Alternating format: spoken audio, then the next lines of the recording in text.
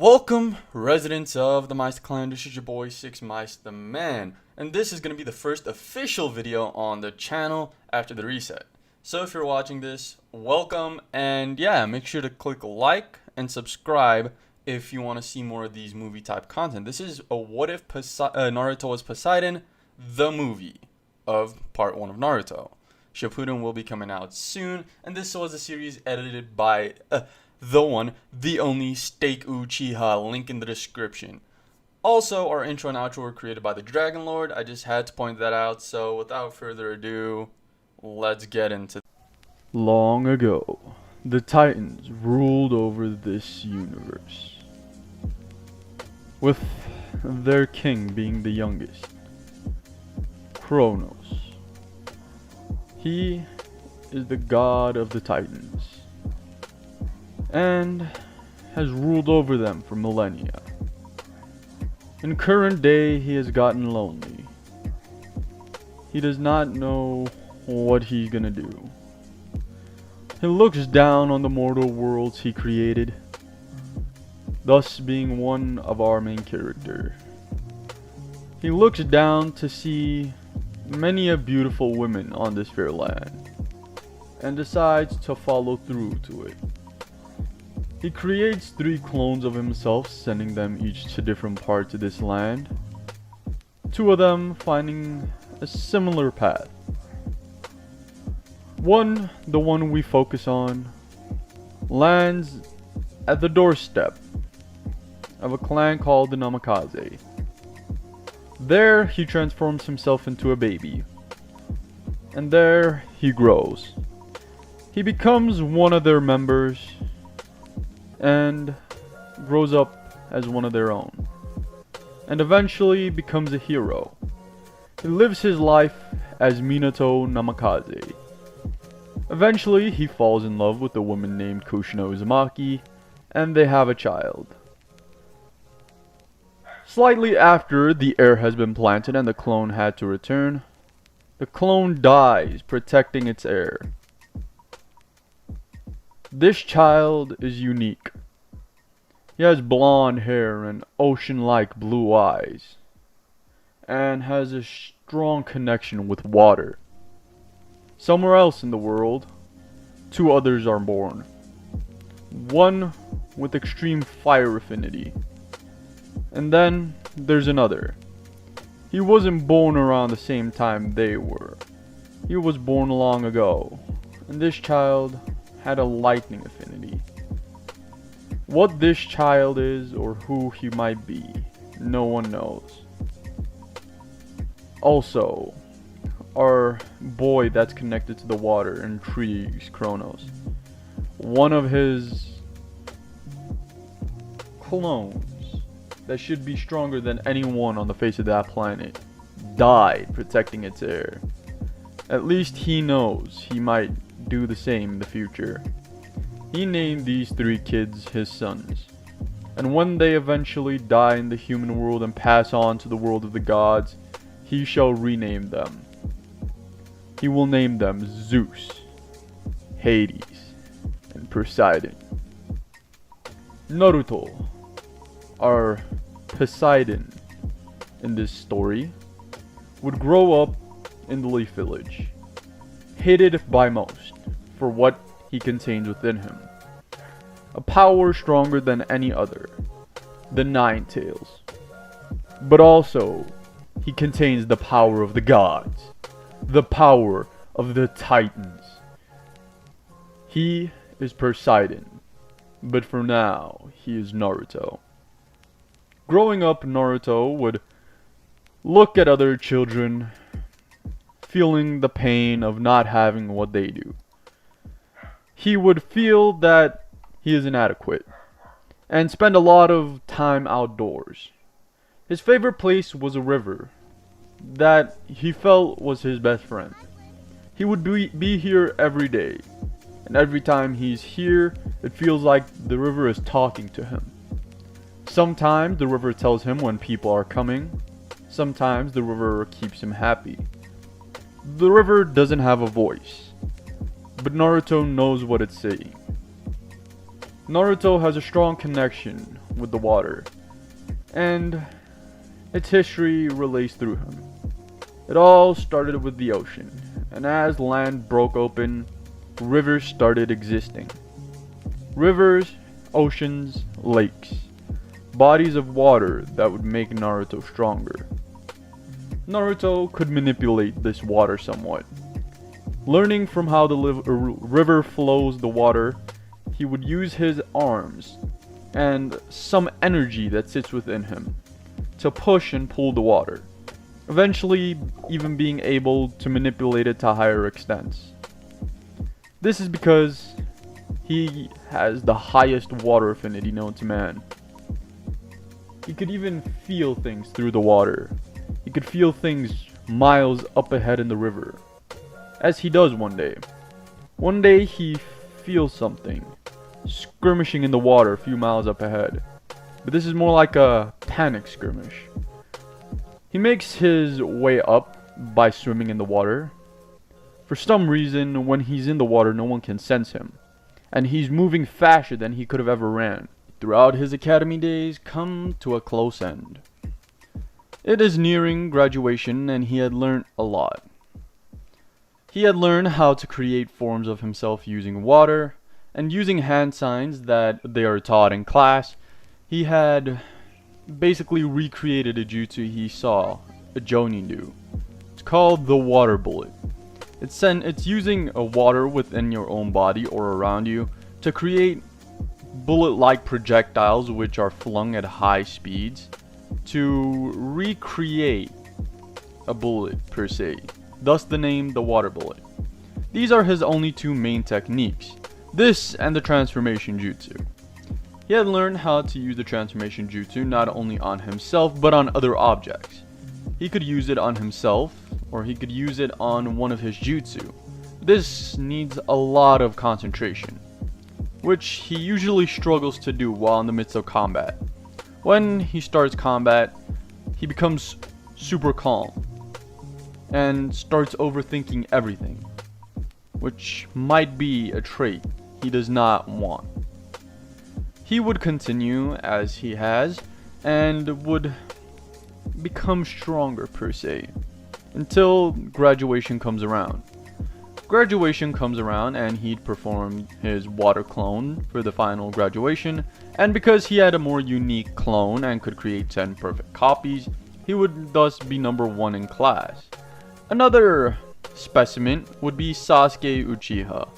Sasuke Uchiha basically looked like he was doing something similar. He could create a clone made of fire and was somewhat of a vengeful spirit.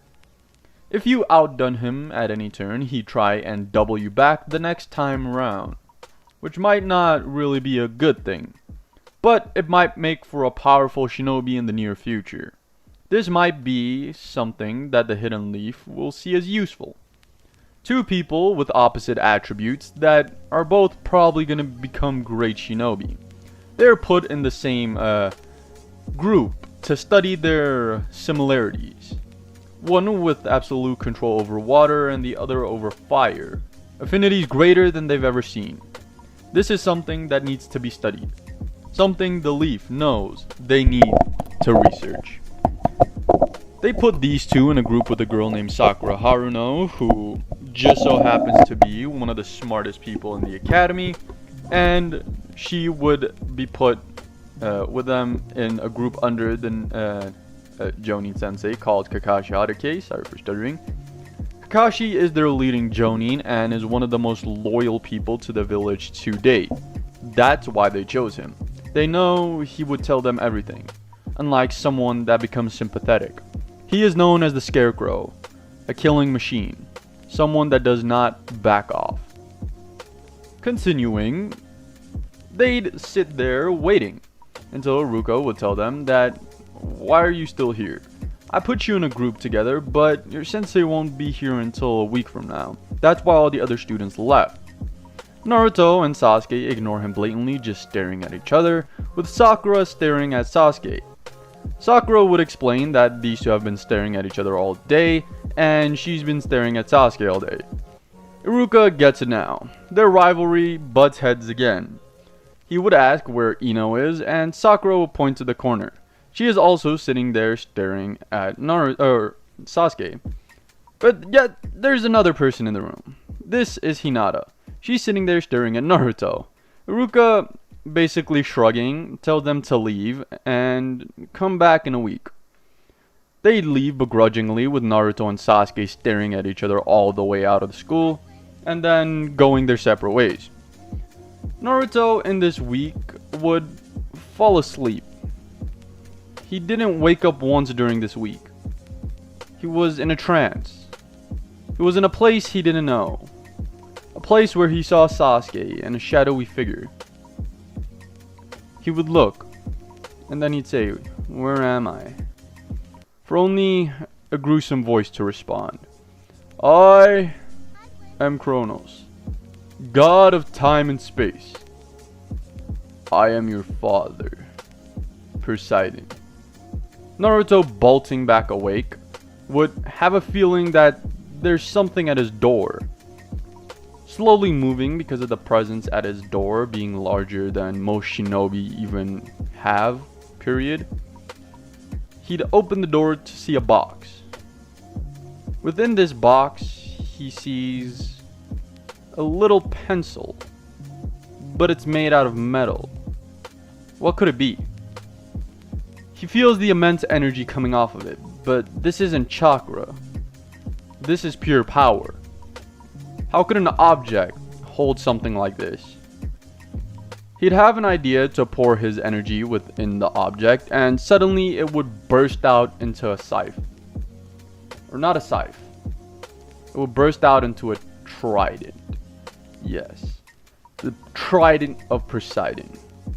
He could feel his connection with water becoming stronger, as water starts swirling around him, pulling itself from the air itself. He now knows how it feels to be the strongest water manipulator on the face of the planet. Somewhere else, Sasuke Uchiha wakes up to something similar. He picks up his object. It bursts out and creates fire around him. He does not know what this fire is, but it might help him surpass Naruto and then kill that traitor Itachi. Somewhere, another grown man would pick up a similar item, but it seems to be as big as his hand. As he pours his chakra into it, two spikes of lightning shoot out, creating somewhat of a lightning bolt. He sees that this is interesting, but just shrugs it off and puts it in his back pocket. Naruto and Sasuke, having woken up a few hours before they need to meet Kakashi, would basically be intrigued by the items, using them to see their limitations. Now it comes. They need to go back to class, which they don't know how so many days have passed in a week.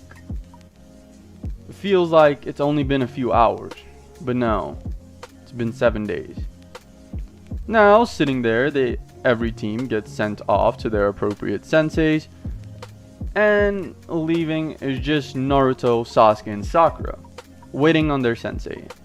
Few hours go by and they meet their sensei, with Naruto being calm and collective, Sasuke being emo and heated up, and Sakura just sitting there. He'd start off with Mr. Emo over there, and Sasuke, with burning rage, would say, "I'm planning on killing someone. That's all you need to know." Kakashi would shrug it off and then look at Naruto. "How about you?" "I'm just gonna become the Hokage. I will be the force that protects, like a flowing stream. And I will also be the thing that attacks, like a burrowing wave. I will prove myself to this village and lead it into a brighter future." Sakura sits there confused.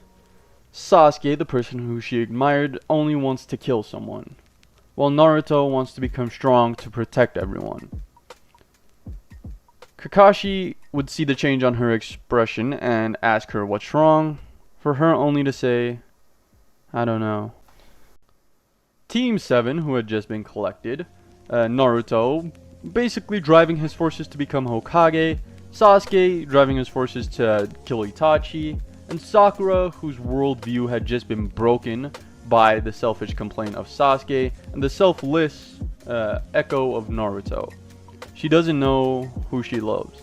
A person who is cute, but also lacks any care for her whatsoever, or the person that likes her back, but also loves everyone equally, no matter how badly they've treated him. This is something that she doesn't understand. Is Naruto the person she should love?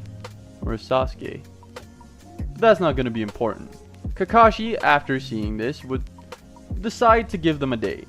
He'd explain to them the next day they need to meet him at the training ground and not eat anything in the morning. They'd all agree and disband, with Naruto and Sasuke basically jumping off of the side of the building, Naruto landing in a puddle of water, breaking his fall, and Sasuke basically landing with fire bursting out of his feet. Similar effect to what Naruto did. Sakura would be confused to their attachment to the elements, and thus move on. As she left, she would feel something, but not say anything. She had just come to a realization. Maybe she shouldn't love either of them. Sasuke is selfish, and Naruto's his open-mindedness might be too much for her. Maybe she should settle down with someone else. That's all she would think. And now, we skip to the next morning. Naruto and Sasuke, two people who'd never eaten that much, would arrive around an hour late. Basically, the reason they were an hour late is because they ran into each other on the way there and were butting heads all the way there, slowly criticizing each other about what's better, fire or water. When they arrived, Sakura would be standing there, not giving a damn. She seems calmer for some reason. She also feels different. Naruto and Sasuke both feel an immense pressure coming from her now. Like something had been lifted off of her shoulders. Like she'd been wearing training weights and finally took them off. They don't know what this is, but this is called enlightenment. Sakura can now fight for herself. She doesn't have to fight to impress Sasuke. This, in return, made her stronger, a better person. Now comes the fight. Kakashi appears about an hour after that, seeing that Sakura is really the only one hungry. He'd explain, and Naruto and Sasuke don't really care, since their godly physique would cause them not to need much food. So, with them continuing the story, they'd basically do similar things to canon. Naruto and Sakura would disappear into the woods instead of Sakura and Sasuke. Sasuke would stay up there, bursting fire from his feet, throwing hand signs as quickly as possible, and then blasting a fire jutsu towards Kakashi. Naruto would think that was stupid, but as soon as Kakashi basically jumps up to dodge the jutsu, Naruto would use his water to travel upwards. He'd use the moisture in the water to create a stream all the way to behind Kakashi, and then bullet through it as if he was a bullet himself. Appearing behind Kakashi, almost grabbing a bell, Kakashi realized that these two are something else. He puts his headband up, revealing a Sharingan. This flares up Sasuke, who also bursts his eyes open. But his is different. Instead of it being a one Tomo Sharingan, instead of it being the normal Tomo, it looks like a fire symbol, swirling around a circle. This is Sasuke's Sharingan. It's still only at one Tomo, but it's much different. His fire starts enhancing and becoming bigger, hotter. It becomes crimson. This is Crimson Flames, more known as Blaze style, or Blaze Release. This is one of the strongest forms of fire. But Naruto, something happens in him too. His skin starts turning blue, while a tail sprouts from him. So do 2 ears. His water cloak, which he calls it, forms around him in the shape of a fox. Kakashi, being stressed but sure he could take on Naruto right now, would basically make a middle ground in between them. As both of them attack from either side, almost unconsciously matching their moves to help each other instead of fight against each other. It's almost like they're brothers that have trained together their whole lives. Each attack complements each other. Sasuke, as soon as missing an attack, Naruto's water would basically counter the fire, making sure no damage happens to the surrounding terrain, but also closes in any distance Kakashi tries to take away from them. This is perfect. Kakashi is left on a stand. He can't attack because that will create an opening for either of them to kill him with. So all he's left with is offense. He has to defend himself right now, but also needs to attack at the same time. He lands one hit on Sasuke, but then feels something scratch by his legs. This was Sakura. She had taken this opportunity to grab the bells. Kakashi would stop and look at her, along with Naruto and Sasuke. They would look at her and she'd say, "Well, guess I pass, huh? But I don't necessarily deserve this." She breaks the two bells apart and throws it at Naruto and Sasuke. "You said we need to touch the bells. You never said we need to keep them. So that means we pass, right, Sensei?" Kakashi would smile. This was the best unintentional teamwork he's ever seen. They will make great teammates, and might be the best squad he's ever seen. He would tell them that they passed and need to ready up to go on. They'd all high-five each other, with Sasuke being a little more reluctant but giving in all the less. Naruto would say that, "Seems you're not emo after all." Sasuke would scoff and then jump away, bursting out fire from his feet, traveling at extreme speeds, that of higher than a Chunin's. Kakashi makes a realization. He has no ordinary team. His team is powerful. The most powerful shinobi he's ever seen. Now that Team 7 has officially been established as Naruto, Sasuke, and Sakura under Kakashi, we could get into the training. For the next month, Kakashi would enforce training, not that Naruto or Sasuke needs it, but Sakura does. He also sees that this could be an opportunity for him to learn their skills and know how to improve on them. For he has a group of geniuses right here. If he trains them right, no one will be able to defeat them. Especially if he trains them right. So, we move on to the new training part, where Kakashi would instruct Naruto and Sasuke to spar, and then try and learn from each other's mistakes.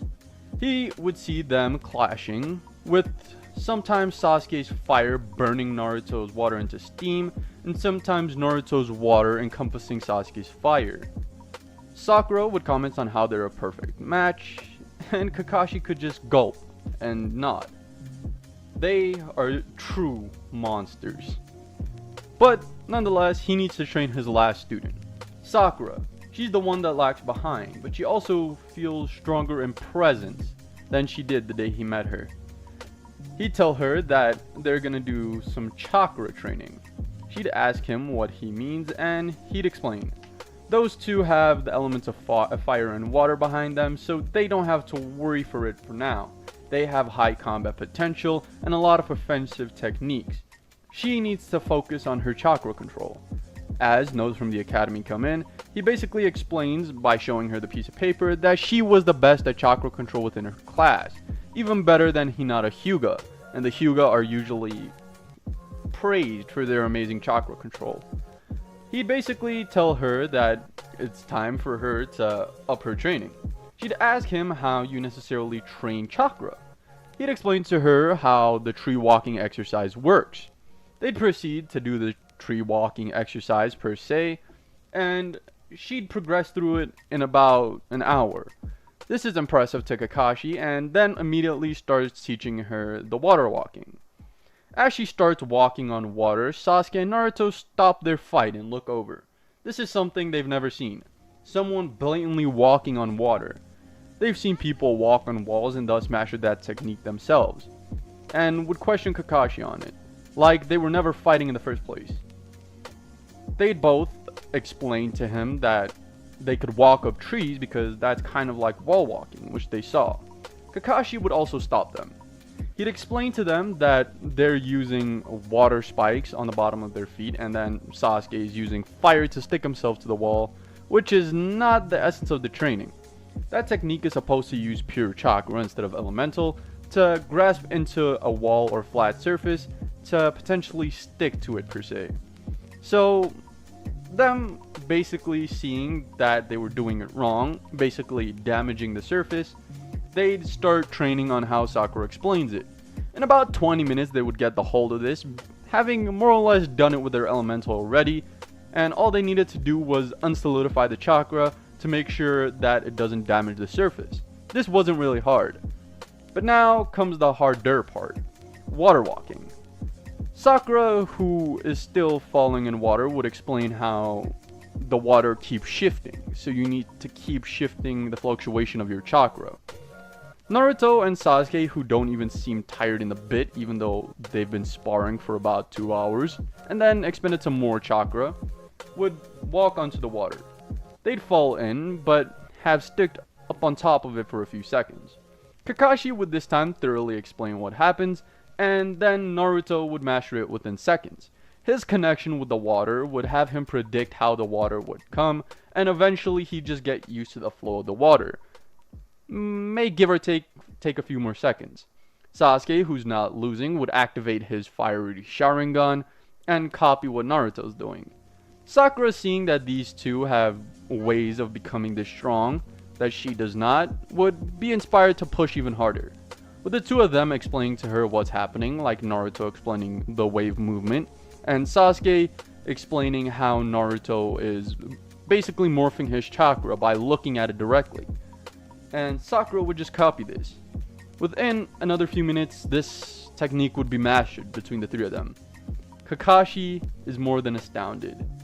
He's never seen anyone master any technique this quickly. This is truly amazing.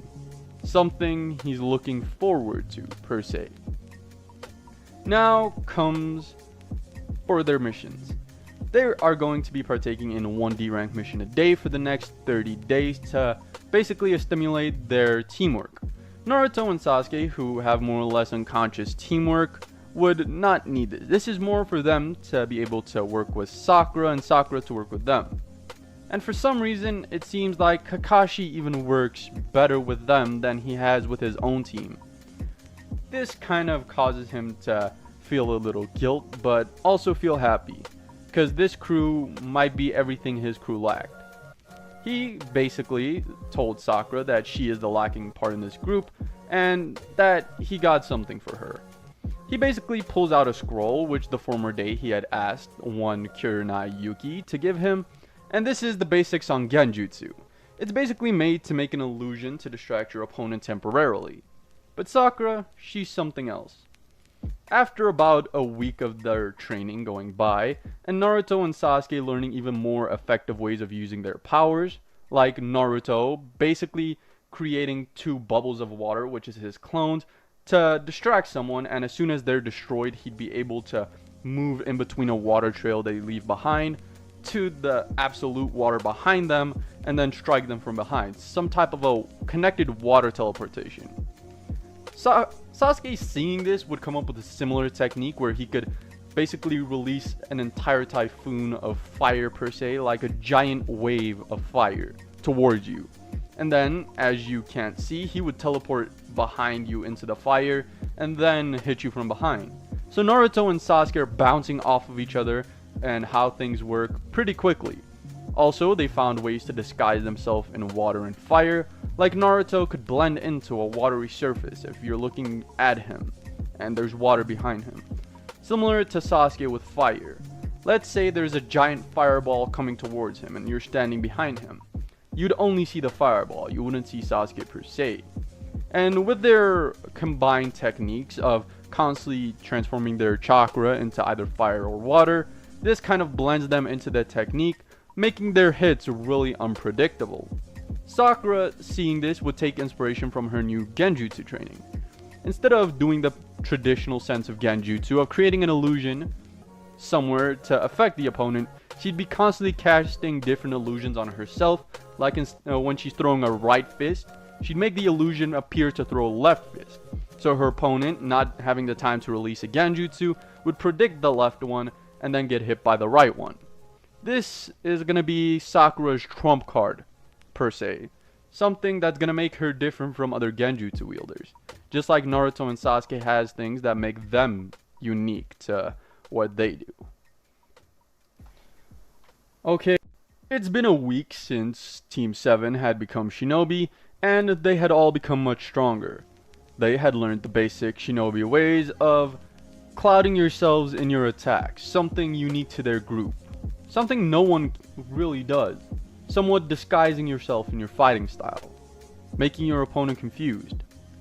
Naruto using the constant water he's in to blend himself with it, using his blue cloak, and Sasuke using his fiery Sharingan to burst fire everywhere around him. This would make them much stronger. They can't really be seen within their attacks, so unexpected hits can come from any side. So the opponent needs to be high level. Kakashi sees that it will probably take someone that's high tuning level to even see them in their attacks. And Sakura, she might just be the best genjutsu user he's ever seen. She uses minor genjutsus, like turning her left hand into her right to confuse an opponent, and then knock them from the other side. But she lacks speed. She has an immense strength that could probably knock out a high level Chunin. For some apparent reason, it seems that she unconsciously channels her chakra into her fists every time she hits. Now comes for the legs. He would gather his little genin around and explain to them the body flicker. A jutsu he should not be teaching them, but he feels that Sakura specifically needs. Naruto and Sasuke both have insane speeds using their fire and water teleportation type of techniques, but this might just be as useful.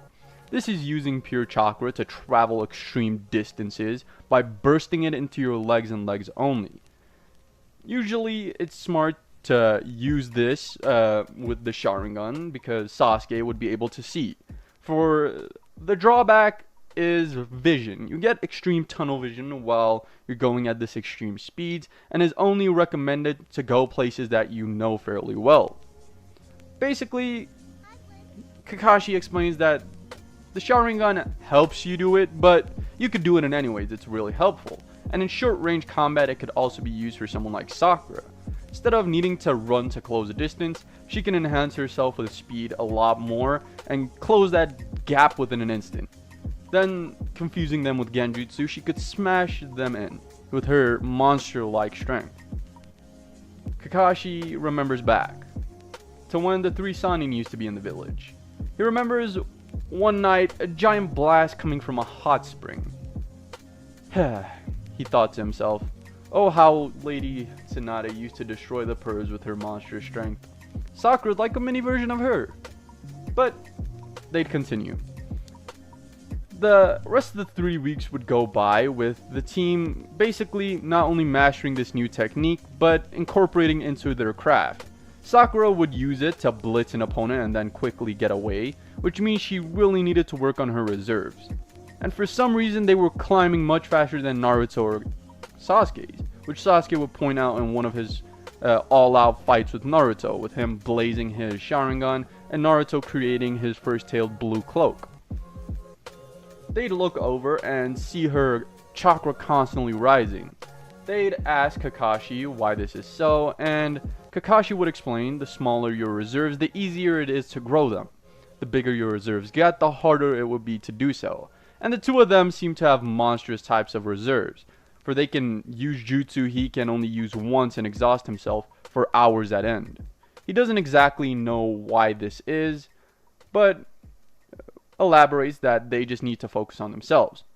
Naruto and Sasuke would almost immediately pick up how to infuse their chakra natures into body flicker, basically creating the fire and water body flickers as they disappear and appear. Sakura, on the other hand, would not. Kakashi would say that maybe she should disguise herself a little bit while doing it, so maybe incorporate wind.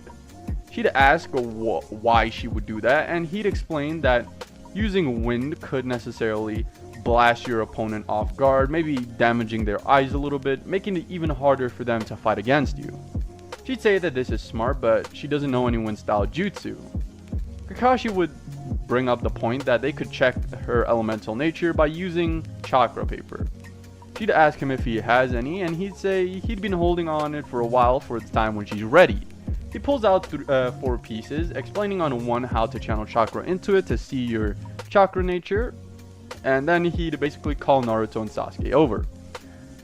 Them deactivating their ultimate forms would take from Kakashi. Obviously, moments upon touching it, Sasuke's would incinerate completely, and Naruto's would basically fall apart from water damage per se. He'd say, as expected, those are their elements. Now to see yours. Sakura's would kind of become dusty and shrivel up like earth. He'd explain that she has an earth type efficiency, which could be good. If she incorporated this into her body flicker, she could create a giant crater underneath her feet that shoots up a few rocks, which could in itself damage and distract an opponent. So this is what they'd work on. Naruto and Sasuke incorporating water and fire, and Sakura incorporating earth. She's quickly gaining on the two boys, obviously not in reserve but in pure skill. She is a genius after all. So are they. It's always been and always will be. About a month has passed since their graduation, and Kakashi feels they're ready for their first big mission, which is going to be a C rank. He would bring it up to the Hokage that each of them had basically already breached Chunin level. The Hokage would doubt it and tell Kakashi if they could clear a C rank mission on their own. He would believe him. But first, he needs to teach him the ropes, so they need to go on a C rank mission with him, and if he still thinks they're ready, they can go on one on their own. Everyone would agree, and the third would call in basically Tsunnnade. When Tsunnnade arrives, he'd immediately start dunking on Naruto and Sasuke, who both just burst out. Like, Naruto gets his one-tailed cloak, which is blue because of his water affinity, and Sasuke would burst out into fire with his one tomo with fire erupting. The third would seem calm, but Iruka, their teacher, would seem really scared because of seeing Naruto's one-tailed cloak. He looked to Kakashi and the third, basically wanting an explanation, and Kakashi would explain that Naruto learned to control his nine tails a long time ago. That's him just abusing his chakra. And Sasuke has a one Tomoe Sharingan that it's somehow infused with fire, just as Naruto's chakra is infused with water. He doesn't really understand it, but they seem to have full control over it, and are easily almost Jonin level. Tsunnnade would take his words back and say, what about the pinky? She seems weak. Sakura would use a body flicker to teleport right behind him, shriveling up the tiles from the floor, hitting him in the legs.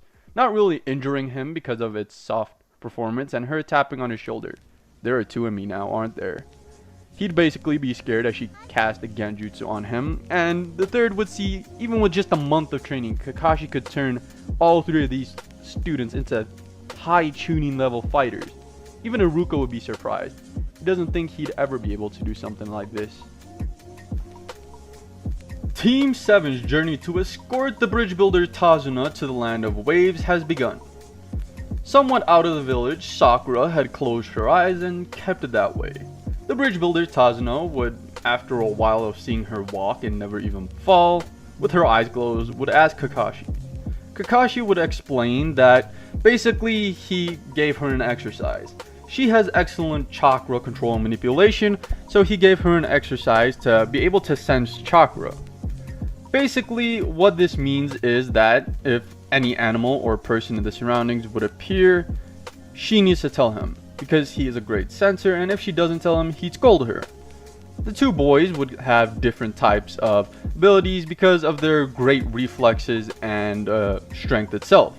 They don't need to focus on that right now. They just need to focus on controlling their abilities. That's why they are basically doing what they're doing. The bridge builder would look back and say that they have been doing that since the village. And what he means by doing that is they were intensely staring at each other trying to cast genjutsu. Neither of them seemed able to do it, Kakashi would point out. He'd say that maybe genjutsu just isn't their thing, but I'd like to see them try. It's kind of funny seeing them get better at chakra control from staring at each other.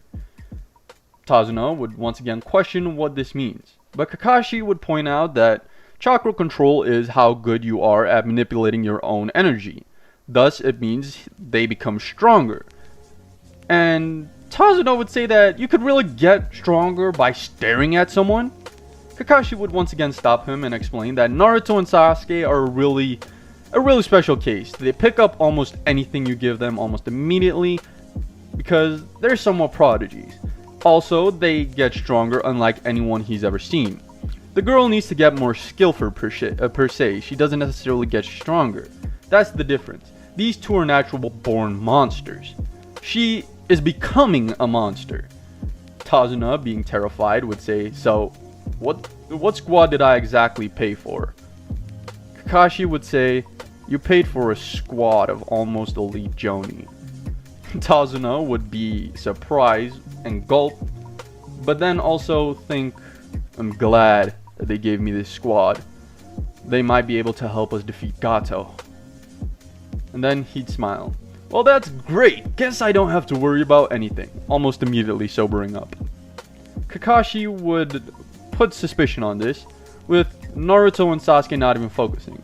They're kind of more focusing on each other than they are on anything that's happening in their surroundings.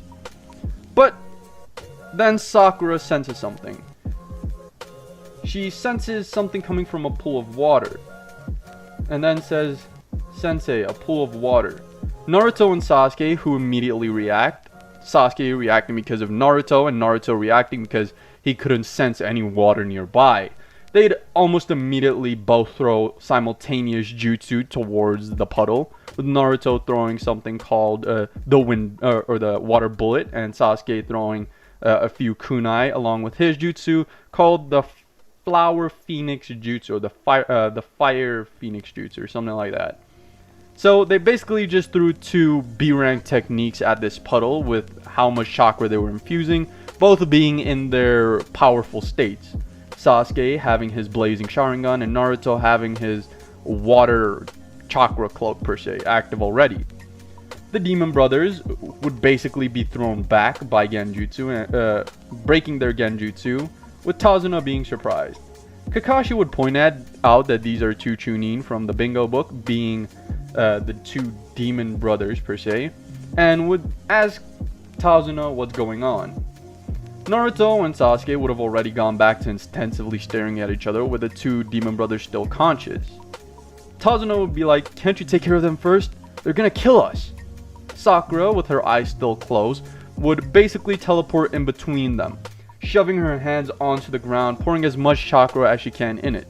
The ground would explode underneath her, sending a shockwave that would basically send the two brothers out of each other. Then, once again using the body flicker to teleport to each of them, throwing a right hook, but casting a genjutsu to seem it was a left hook. Both of them would fall for this separately, as one fell for it in the air and got knocked out onto the ground, and as she appeared on the other, who just regained his balance, would fall for the same thing. She would seem to be much more powerful than she could have ever gotten if she did it any other way. Also, Naruto and Sasuke would congratulate her and then just continue walking. Kakashi would point out that she's becoming a better sensor. Maybe later they would give her a new jutsu. Naruto and Sasuke would breakneck speed look at Kakashi and say, "New jutsu?" Kakashi would also then say that it's not for you, you already have a similar jutsu. They'd basically void out and start staring at each other once again, because they're not going to learn something they already know. Sakura would then bring up, "What jutsu can you teach me that they already know?" Okay, Kakashi would now need to go into explaining mode once again. He'd say that Naruto and Sasuke both have clone techniques that can create solid clones that could either fight or stun an opponent, where you do not. I'm going to teach you a technique called the Shadow Clone Jutsu, which they could also technically learn to improve their own. Once again, breakneck speed. This time Naruto and Sasuke heard everything. The bridge builder being terrified as all hell because they just forgot about the two people Sakura just knocked out and started talking about training. Tazuna would go, "What about them?" Kakashi would say, "Oh yeah, I forgot about them." Then would create a shadow clone to tie them up, and then basically crack his knuckles walking up to Tazuna and say, "Now you explain." Tazuna would give the same sob story he does in canon, that gods always ruled the land, they don't have enough money, they could pay the leaf off. The group would agree to help Tazuna as long as when they get back on their feet, they would pay the leaf back for a proper B rank or an A rank mission depending on what's happening. Tazuna would thank them and they'd be on their way. Making their way into the land of water, something happens. Sakura screams, "Duck!" with Naruto and Sasuke both transforming almost simultaneously back into their forms. They were taking a break on the boat because they didn't want to either destroy the boat just from having their chakra cloaks active. So basically Naruto and Sasuke activating their cloaks would teleport in front, or use the body flicker, not necessarily teleport, in front of the blade, stopping it with their bare hands. Down would jump a Jonin saying, "Impressive! I didn't think kids could stop my blade like that. Never mind, you didn't even get cut. You're amazing, kids. Why didn't you come with me?" This is Zabuza Momochi. Everyone would jump into battle positions with Naruto and Sasuke basically throwing him his sword. Tazuna being confused why they gave him his weapon back, but not mentioning it. Sakura stands in a defensive position in front of the bridge builder, with Zabuza facing them. She would also then say, "Tell your friend over there to come out, in the trees." Kakashi would start talking. Zabuza Momochi, Demon of the Mist. Naruto and Sasuke, who basically deactivated their cloaks at this point, which didn't necessarily catch Zabuza's eye, which is kind of baffling because it was the main factor of how they could catch it. Kakashi would lift up his headband, revealing his Sharingan, and Zabuza would say, "Oh, copycat Kakashi, I'm honored," as Zabuza's friend would leap out of the trees, being Haku. "Haku, take care of the kids. I'll take Kakashi." Kakashi would point out that Haku is probably the reason they've been able to avoid Shinobi for now. She's dressed like a hidden mist hunter nin. Basically, right now comes Sakura's curiosity. What's a hunter nin? Kakashi would start explaining. Well, a hunter nin is a ninja from the mist who is sent after rogue shinobi, similar to how the Leaf's Anbu work. They are meant to kill on the spot, so people would probably not suspect her of working with him. Kakashi obviously had his back turned, and Haku would have probably thought of this as an opportunity to strike him while he's not paying attention. Kakashi, knowing full well that his team is up and prepared, would then teleport, or not teleport, his team, Naruto and Sasuke, still not having activated their cloaks just yet, would teleport in front of basically Haku's two senbon she chucked at him, catching one each. Zabuza would remark about how these kids are really amazing as they were able to catch Haku's high-speed needles. This would set up for a fight of the ages. Team 7 versus Zabuza Momochi and Haku Yuki. The ninja from the mist didn't seem to think that this was not a serious case, as they burst their chakra beyond imagination. This is what's called going full power, something only real shinobi do. Kakashi is forced to do the same. He puts as much chakra into supporting his body as possible, and then tells Naruto and Sasuke to take the hunter nin. He'll take Zabuza. Sakura should protect the bridge builder. That's exactly what they do. This is what their team does. They're perfect at coordination. Sakura would take a steady form in front of the bridge builder, and Zabuza would lean with a giant sword directly into Kakashi, bringing it down as fast as he could. Kakashi uses two kunai crossed with each other to block the sword, one of which breaks, but luckily the other one holds, so he's able to thrust the sword away.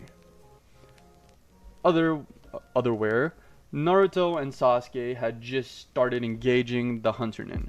Yet to transform, they're just messing around, until the hunter nin activates a dome-like jutsu. This is the demonic ice mirrors of the Yuki clan of the mist. It's an ice-style Kekkei Genkai. Zabuza would point out to Kakashi that his Genin are dead. That's a jutsu that killed multiple Jonin, even Hunter-nin themselves. She is something else, or even a he, if you will. Haku is one of the most powerful ninja Zabuza has ever seen, and will probably surpass him soon. Then, they continue their fight. Zabuza and Kakashi talking. Zabuza would talk about how he needs this money, and that's the only reason he's fighting. But killing Kakashi of the Sharingan is a good substitute. His head would sell for a lot. That's how much A-ranked bingo book people's heads usually sell for. Enough. That's how much. And then they'd start clashing once again, with Kakashi being on the offensive, starting to use some of his trump card jutsu. He would be tired at this point, having fought with Zabuza for the extension. At one point, he slips up, and Zabuza traps him in some spherical water. Everyone noticing this would rip their necks to Kakashi. He might die. Zabuza would yell, "Come at me, kids! See what happens!" and create 2 exact clones with the jutsu. 2 water clones. Sakura sees an opportunity. This is the style of clones Naruto uses. Even a little bit of damage would make them disband. She knows what to do. She takes 2 kunai out of her pouch. Zabuza thinks she's about to throw, but unbeknownst to him, she has something else up her sleeve. She casts a genjutsu to make her seem like she's still standing there, but this only affects the clones. Zabuza sees the clones going into a stand to release a genjutsu, but then she appears in between them, throwing kunai at them. Before they could react, both of them disband.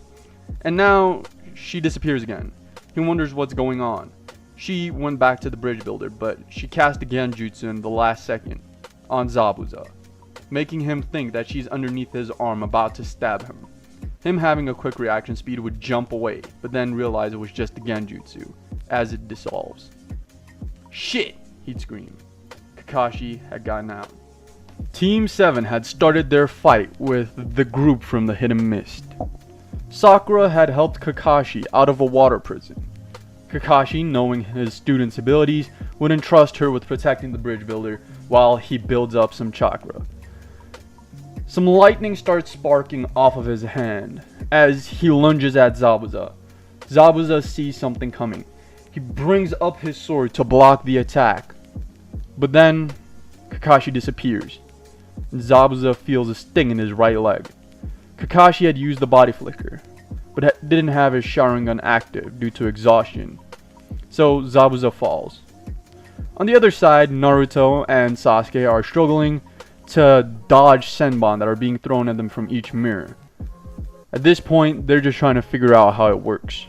They figured that the girl/boy known as Haku is jumping from mirror to mirror, throwing senbon as they're going out, maybe even using some jutsu to clone the senbon. All they know is this kid is fast. Faster than even Kakashi could get. Faster than someone using the body flicker. They need to be careful. But as Zabuza howls out in pain, Haku disappears out of the mirrors. The mirrors collapse in on Naruto and Sasuke, who are barely able to escape it. Haku grabs Zabuza in a flash's notice and jumps away. Haku had heard Zabuza's pain and couldn't stand it anymore. That's why they left. Naruto and Sasuke would comment on how that hurt. A few senbon actually hit them, but upon removing them, the wounds would almost instantly heal. Naruto's would just seemingly close, but Sasuke's would seemingly burn away. Just something interesting. They seem a lot more special than they let on. For now, they need to go. Kakashi is exhausted.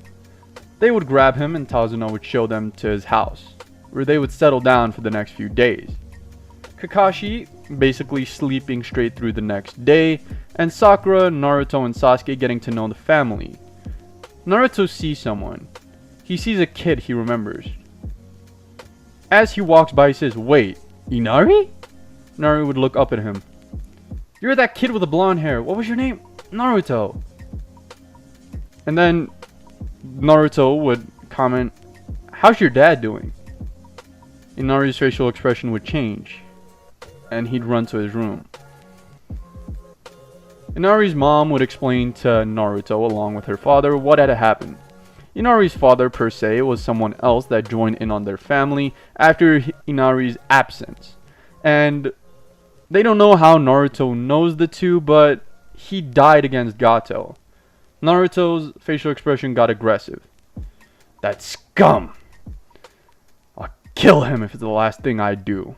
This is the first time Naruto has shown this type of aggression. Someone he cared about, 2 people he listed as his friend, got hurt. 1 even dying because of Gato. Now it was time. He stood up and said, Sasuke, let's go. Sasuke knows that Naruto wants to do some reconnaissance, trying to find these people, maybe even take out a few. I could use the combat practice, Sasuke would say, following suit. Sakura would decide to stay there until Sensei wakes up. Naruto and Sasuke would go into the woods looking for one of Gato's bases. They'd find it and start surveying. On the other side, they've been away for about a day, and Kakashi had woken up.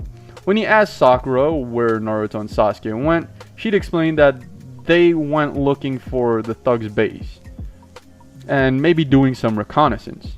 Kakashi would say that that's good, the information might help. And for now, Sakura needs to learn this jutsu. The clone jutsu would be uber helpful, as she saw even an illusion was uber helpful. Maybe this time she can use it as a surprise on him, because he'd be expecting an illusion and it would actually be a clone. Zabuza, who's healing from a leg injury at this point, is just waiting to be able to stand. He's gonna kill Kakashi for doing that to him. Haku would say that he needs to calm down because Haku was taking it easy on the kids, but they were still able to dodge most of the Senbon. He was surprised. Sakura, who was now training in the woods to a jutsu Kakashi barely just taught her. He taught her the basics of the Shadow Clone Jutsu and told her never to create more than 2 clones. Her reserves wouldn't be able to take it. She created 1 clone every time until she passed out in the woods. When she woke up, another female type of character would be there trying to slice her throat. But she doesn't notice it, because the female was quick enough to hide the fact. After having some conversation between each other, and the other female seemingly would say that she's here picking herbs to help a friend, she would basically leave. And as she's leaving, Sakura would say, what a nice girl that was.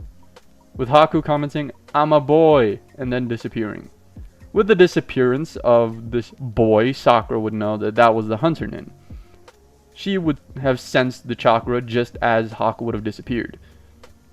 She would make her way back to camp really tired, and then explain to Kakashi what happened. Basically, what they see is that Zabuza has 4 days at most until he attacks. Sakura has gotten the basics of the Shadow Clone down, so she might have another trump card. Naruto and Sasuke are still nowhere to be seen. They've been gone for about 3 days at this point. Back at the outpost they were watching, we see them inside, standing above a bunch of unconscious people and some shinobi corpses. They slaughter them, and both of their cloaks seem to deactivate. Seems like they got exhausted. They would somewhat fall in and then struggle to stand up laughing. That was fun, Naruto would say, and so would Sasuke. They really enjoyed this. This might have been a bonding between them, if you will. They would help each other up and then make their way back to Tazuna's house, where they'd inform Kakashi that they took out a whole bunch of people. Maybe more people than they should have taken out. Maybe they should have been a little more suggestive. Sakura and Kakashi are preparing, on the other hand. Kakashi's helping Sakura more in depth to master the Shadow Clone, sometimes even resorting to using his Sharingan to see what she's doing wrong. His legs, even though they've taken much damage, feel a lot better. Also, the bridge builder would ask them if he could continue construction on the bridge now. Kakashi, being hesitant, would tell him that he needs to wait for Sasuke and Naruto to get back, and he'd take that as an okay and just wait. Last time Naruto and Sasuke had arrived at Tsunnade's, I was really exhausted. First time either Kakashi or Sakura has even seen this. Turns out the last 3 days they were in a constant battle with the Lookout that had multiple Genin and Chunin level shinobi. If it wasn't for their slight type of transformations, they probably would have been dead. Kakashi, knowing that Naruto and Sasuke probably took out their main base that had that many shinobi in them, to where they don't have to worry as much. Kakashi would inform them that they need to rest up until the next 4 days about, while Sakura and him would take turns guarding the bridge builder. While they're doing this, Sakura is practicing her shadow clone jutsu, even to the point where she eventually helps Tsunade build the bridge with 2 of her clones, the only 2 clones she could actually create, while she's just laying back and talking to people. So Naruto and Sasuke, who had just woken up after 2 or 3 days of sleep, which is a lot, but they do have monster-like reserves they needed to regain. So after waking up, they'd have dinner, but there'd also be an interruption. As they're eating dinner, or lunch in this case, because they did wake up in the middle of the day, 2 goons would bust down the door with Inari in his hands.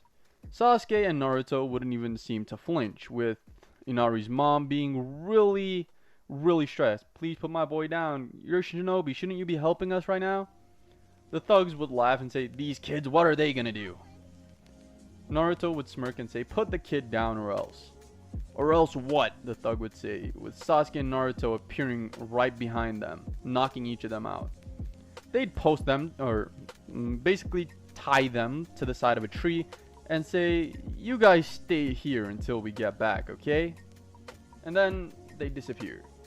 Disappearing, Naruto and Sasuke would basically appear again a few moments later at the bridge, where something else is happening. There is an intercation between Kakashi and Zabuza, and then Sakura is keeping a hold of Haku, while the bridge builder is standing there rather terrified. The fight hasn't even gotten serious yet, but now it does.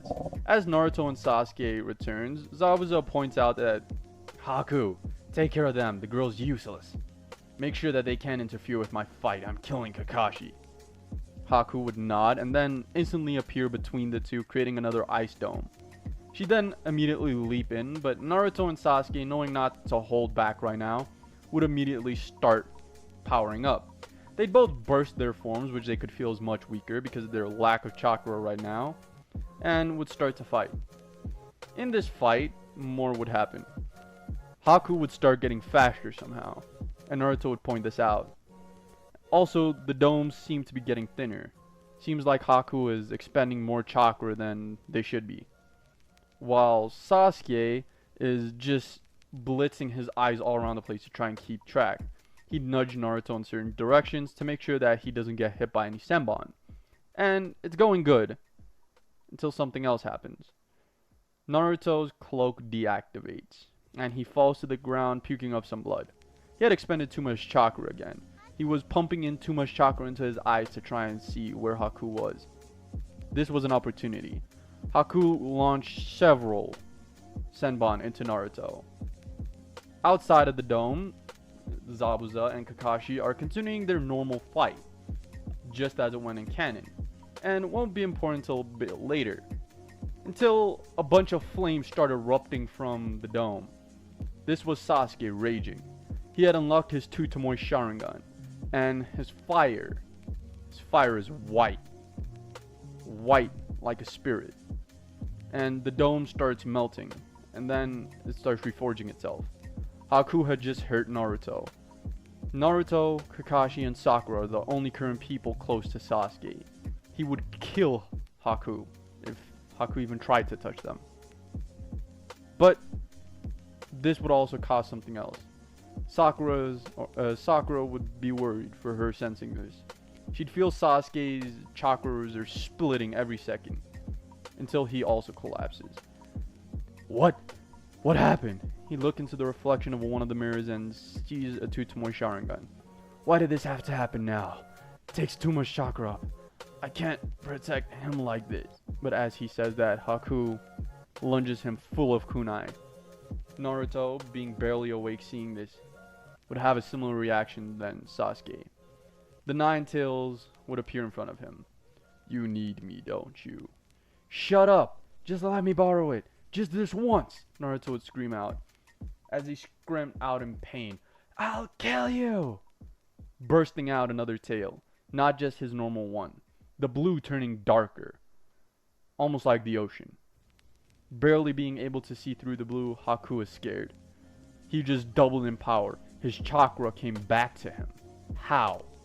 Naruto would start teleporting all around the dome, breaking mirror for mirror, faster than Haku could be regenerating them. Until another sound happens. She hears a whistle. This is Zabuza, being attacked by Kakashi's dogs. Not caring about Naruto or Sasuke, she teleported in front of Kakashi, who was about to stab Zabuza with a lightning blade, taking it straight to the heart. As she falls on the ground and Naruto appears above her, ready to stomp its head in, he'd say, your friend is still alive. I love you, Zabuza. Haku would pass on to the next world, having just died. Sure, it is an unfortunate fate, but it was meant to happen. Now, Naruto calms down. He's alive. Sasuke! He blitz back to Sasuke, collapsing right next to him. Sasuke, who's still barely awake, would say, Idiot. You should have killed him quicker. Then, something else happens. A large boat approaches the bridge and a bunch of thugs climb out, including the head honcho. This is Gato. Naruto and Sasuke, who had just passed out, won't even notice this. And then Gato would say something. Look, the big bad demon of the mist is dead. Ha! Wasn't even planning on paying you. Look how worth you are. Almost dead in the ground. Look at this piece of shit, as he kicks Haku's dead body. Looks like you're not as big as you thought you were, right, Zabuza? Zabuza would be enraged, a blinding aura bursting from out him, making the thug scared. He picks up a kunai with his mouth.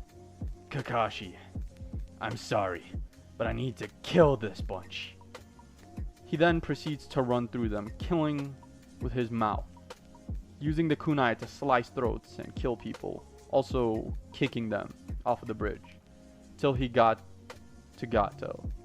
You're dead meat. Last time, Team 7 had interacted with Zabuza and he died killing Gato. This time, about 2 weeks have passed and the bridge had finally been completed. On their way out, Naruto and Sasuke smirk. Even though they expended a lot of energy after fighting, they recovered pretty quickly this time, only taking a few days. And in the time that passed while protecting the bridge builder, the three people of the squad, Naruto, Sasuke, and Sakura, had been working on Kakashi's new jutsu that he had to teach Sakura, which was the Shadow Clone Jutsu. Sasuke and Naruto would find this extremely easy, to the point where they already had a physical clone jutsu. They just needed to translate it to normal chakra and then infuse that chakra with fire or water to basically create a cool effect. It would be a base shadow clone just like any other, but they added the effects of Kakashi's clone. Kakashi had demonstrated a special type of clone he could create called the lightning clone, which is similar to the water clone, but in the fact where it's a shadow clone that when it gets destroyed bursts out in electricity. Naruto, Sakura, and Sasuke would all take inspiration from this, with Naruto and Sasuke working on introducing their elements, and even Sakura does this, but she does it in a lot different way. Naruto and Sasuke basically infuse water and fire, to Sasuke basically bursting out the hottest fire possible as soon as his clone dispersed, and Naruto, his water would turn into mini senbon, which he basically based off of Haku's attacks and would shoot out in all directions, which would also hurt an enemy severely. While Sakura was doing something else. She basically taught herself how to have her clones do genjutsu as they're getting destroyed. So instead of the chakra from the clone returning to her, it would split into multiple parts, even if it only needed to basically afflict one enemy. The rest would just come back to her, but it is able to affect multiple enemies in the sense where it would create a genjutsu per se, which would make them think that it wasn't a clone, it was the actual her. So they'd keep fighting the genjutsu, which is a real interesting technique. Even though it's not as useful as Naruto or Kakashi's, it does give her a moment to escape if she really needs to. So, on their way home, the bridge was renamed the Great Naruto Bridge, for his goal was to kill Gato specifically for what he's done to the country. Also, on their way back, Kakashi salutes them and basically explains he's going to be entering them in the Chunin Exams, which is a month later. Naruto then brings up another subject. He takes out a bronze pen from his back pocket and focuses chakra into it. It bursts out into a trident and says, "I kind of forgot to use this. I should have. It's actually pretty powerful." As he lunges his arm forward, it creates water that basically cuts down multiple trees, and Sasuke would giggle. "Hey, I got one of those too." As Sasuke pulls out his and focuses chakra, it creates a Biden. If you do not know what a Biden is, it's almost like a trident, but instead of having 3 points, it only has 2. This is the weapon of Hades, as the trident is the weapon of Poseidon specifically. So, sorry, I had to think of that. So, Team 7 would enter the Leaf, and Kakashi would see these weapons as really interesting. He'd basically ask them what they're planning on doing for the Chunin Exams, and both of them say train their new weapons. So they want to get better at using these new weapons that they don't know where they got, and this is what they basically explain to Kakashi. Kakashi would say, okay, I get it, you don't know, I'll bite.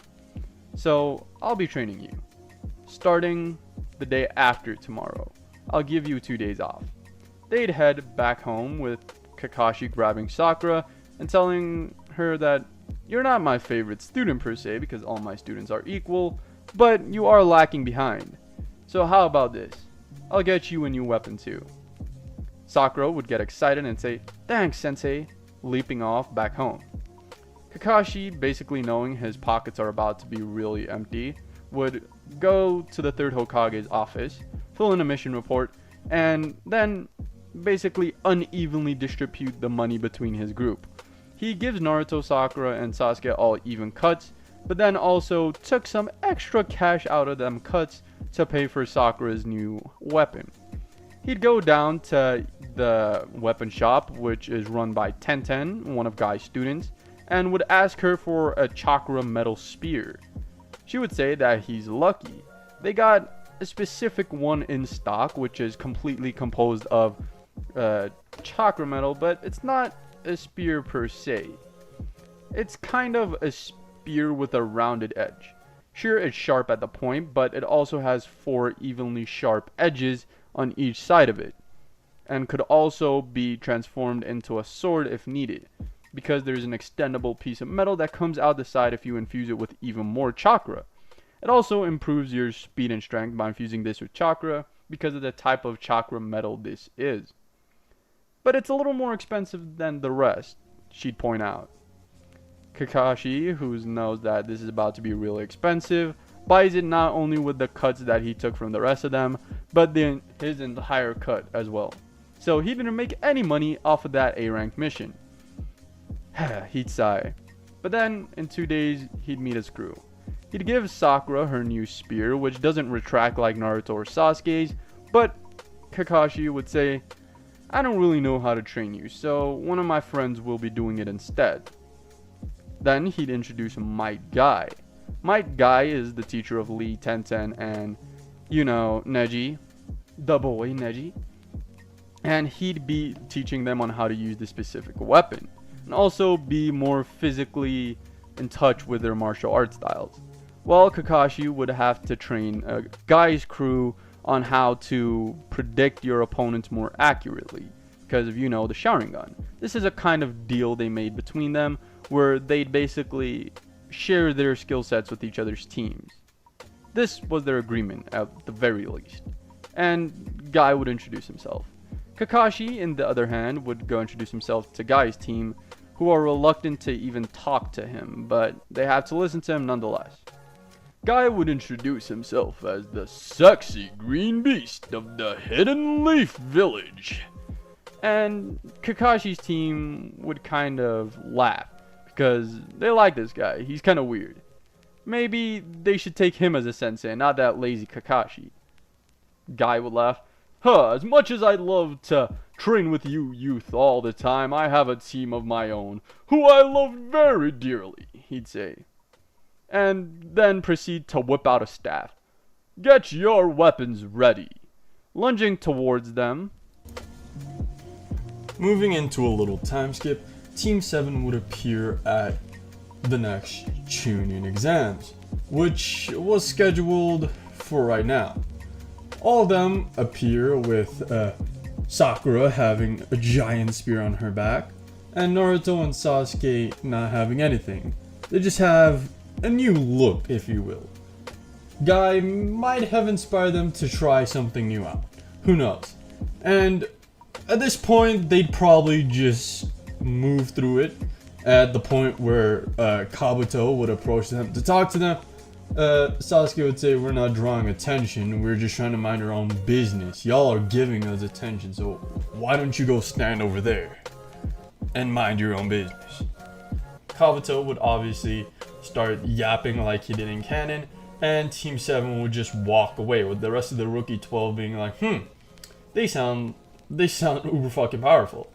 With Lee's team having not done the thing they did in canon, they just stand there being curious, because this is the team that Guy trained, and they look like they actually learned something in that last month, and they also seem really strong. Neji also picked up that they were, even though that was the case, they were still suppressing their power. He'd say to basically the rest of his team that they should watch out. They seem like the girl seems like she's a weapon specialist, and the two seem like close and long-range fighters. Everyone would keep this in mind and move on. The first test would come, and Naruto would basically use one of the new skills he learned. He learned that he could control different forms of water. There's only one trick he learned recently. It's how to turn water into ice. He took inspiration from when he saw Haku. Just by combining a little wind element into his water, it just solidifies and becomes ice. So what he'd do is just let a little bit of water slip from a pouch in his pants pocket up into the air, and then basically solidify into some sort of an ice mirror. This allows him to see all the way in the front towards Sasuke, where he'd copy Sasuke's sheet and pass the test. Sasuke would obviously use his Sharingan, and Sakura would use her pure smarts. This means they passed the first test. Naruto wouldn't give the same speech he did in canon, meaning that, the test results are gonna be a lot different. A lot more people are gonna give up.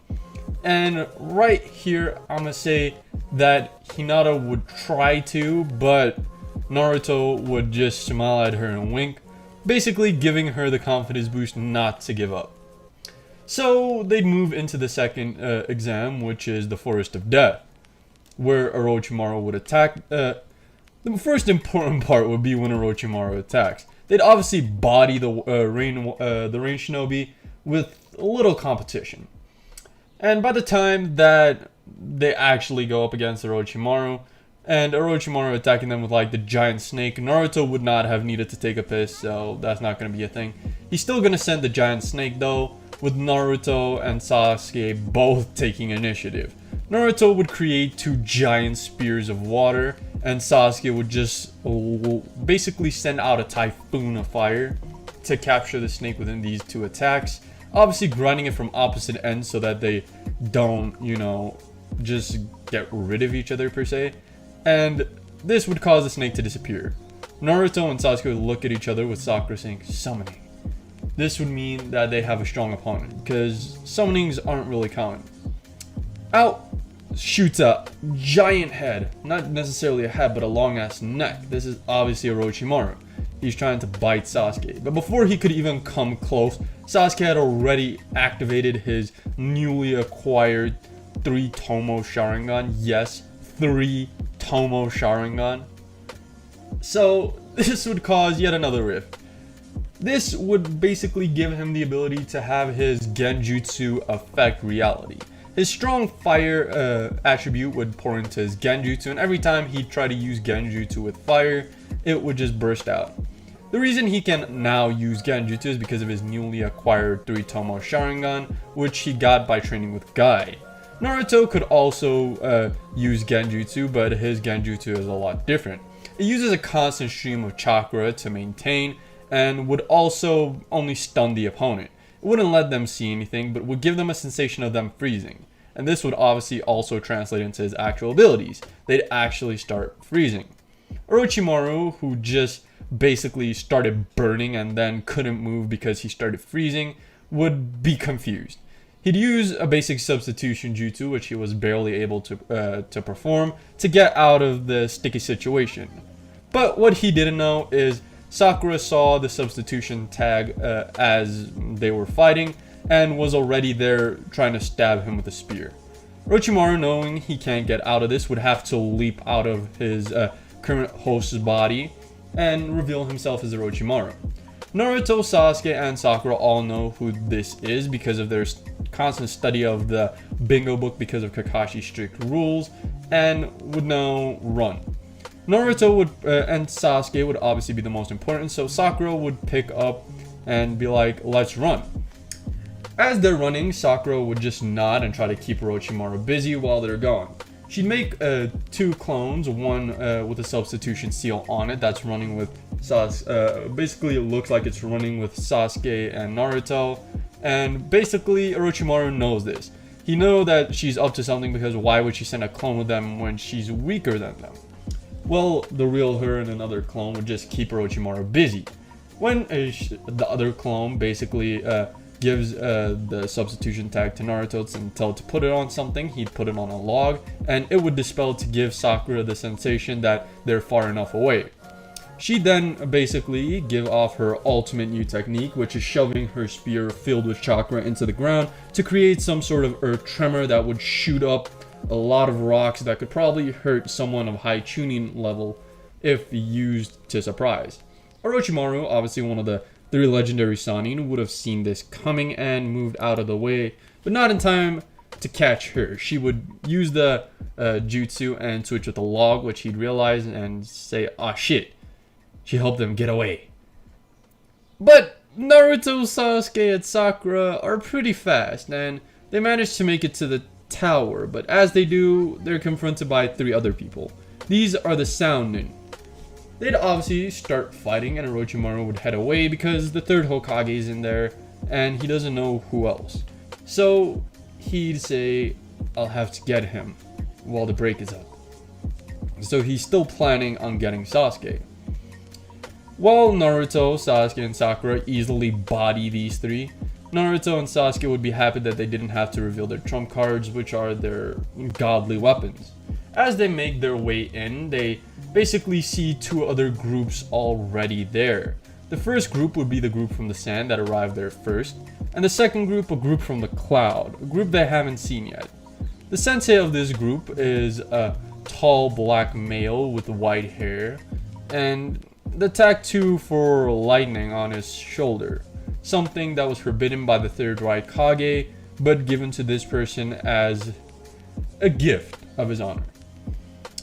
Also, his group would be 2 black children about Naruto and Sasuke's age, a boy and a girl. The boy has white hair, he's sucking on a lollipop, and the girl has the long red hair. There's also another girl there with big ass boobies, but she seems to be a fill-in. She doesn't seem to be a Genin, but they're trying to push her off as one. Naruto, Sasuke, and Sakura could obviously tell that this girl is probably at least high Chunin level and is probably just there for reasons. They'd move into the building, and basically note to keep an eye on these two teams because they seem a lot more powerful than any of the other teams that participated. But they had that suspicion since the first test. So now comes the preliminaries. It would go semi-similar with the new added group, just going against some other people, all passing throughout the finals, and Sakura beating Ino because of her clear advantage. So the finals would probably be a little mixed up. But until we get to the finals, it won't really matter because Naruto and Sasuke would easily body their opponents. Sasuke not having the curse mark, and Kiba being weak as shit. So Naruto at this point would meet Jiraiya because it is the 1 month training skip for the forest training arc, or not the forest training arc, I'm stupid, for the Chunin Exams, and he'd have a lot different demeanor. While Jiraiya is spying on the girls, Naruto would say, "Watch out, they're about to turn." Jiraiya would basically look away and hear them saying, "Huh, swore I just saw someone at that hole." He'd smile and say, "Thank you, kid. How'd you know that?" He says, "Well, if you just knew who I am, you could probably figure it out. My name is Naruto Uzumaki. I have the world's greatest water affinity. I could feel the water in the pond shifting as their bodies moved." Jiraiya would smile, "Wait, you're Naruto?" Naruto would nod, and Jiraiya would say, "Well, I am the great Toad Sage Jiraiya, one of the 3 legendary Before Jiraiya could finish, Naruto would say, "Oh well, your friend is here." Obviously, Jiraiya would question this, and Naruto would explain that Orochimaru was planning something. He tried to get Sasuke while they were in the Forest of Death. Obviously, this was reported to the 3rd Hokage, but the 3rd Hokage didn't think to tell Jiraiya. Jiraiya would basically say that he'd have to stay to the end of the Chunin Exams just to make sure, but in the meantime, they need to talk. Jiraiya, having heard Naruto's feats and his near Jonin level strength, and would decide that he needed to tell him. He'd tell him everything about the 9 Tails, which Naruto points out he already knew, and would point out his heritage. Naruto would just smirk and say, "Wasn't it obvious? Not only is the only other person with such a high water affinity my father, Minato Namikaze, but he looks exactly like me. Not to mention my mother was the last living Uzumaki, so I don't really know why you think this comes as a surprise." And thus, Naruto and Jiraiya's journey will begin together. Team 7 would head into that time skip with each of their masters. Kakashi would take Sasuke to teach him some exemplary fire techniques. Jiraiya would take Naruto as a promise to ancestors, and well, Sakura, she called in a favor from an old teacher. "This is my guy." She asked him to train with Lee, or asked him to train her while Lee recovers because he is a monster. Obviously, Guy would say that he'd need to train Neji, but Neji doesn't want to have anything to do with Guy. He'd rather go train with the Hyuga clan, which he does. So basically, Guy at this point just has to pretty much just go with her for now. So Guy would teach Sakura a lot of jutsu, and so will Kakashi to Sasuke, but we're here for Naruto right now. Naruto and Jiraiya would get off on a different foot. Naruto, knowing a lot more than he did, and also have a lot more chakra, and a lot more control over his chakra, would catch on easy. Jiraiya would have him sign a blood contract, which Naruto was reluctant to do because blood contracts connect you to a summoning, and he didn't want to be put in a summoning contract that was one-sided. Think about someone like Manda. But he'd eventually accept. The first try he gets, he pours as much chakra as he can into his hand, maybe flashing into his cloak for a split second, but this catches Jiraiya's eye. Naruto had flashed up to 2 tails worth. This intrigues Jiraiya. Naruto seems to be able to harness the 9 Tails chakra, but it wasn't red. Jinchuriki's chakra is always red. His was blue. This caught Jiraiya's attention because this isn't something he's really ever seen. but he shrugs it off for now. As the seal is finished, out pops a giant toad. This is Gamabunta. Why have you summoned me? Jiraiya and Gamabunta would explain basically to each other and Naruto that Naruto would have to mount his back and stay there for 24 hours straight. Naruto would take on the task, struggling some, but eventually using his watery nature to hold himself there. So after he completes this task given to him to held the contract for the toad summoning, Gamabunta would be tired. Looks like you got my summoning, kid. What are you gonna do now?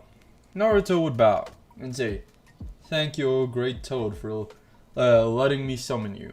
I will not summon you unless it is completely needed. No need to help me travel or fight my unneedy battles. Only if a threat comes upon me will I summon you. Gamabunta would laugh and say, at least the kid has respect, and then poof away. Jiraiya would be interested in basically what Naruto could do. Naruto would say that, well, what is next, because they got that down in literally the first 2 days. Jiraiya would smile. Next comes pure chakra, kid. He'd start setting up the Rasengan training for Naruto. And unlike the original where it took Naruto a week, it's gonna take him an entire month. You might ask, how's it gonna take an entire month? Well, Naruto is used to channeling water chakra. He's never really even tried to channel normal chakra. Jiraiya would point this out and Naruto would accept. He would come close to creating a Rasengan, but every time it would be water based and just end up creating a tornado seemingly out of water.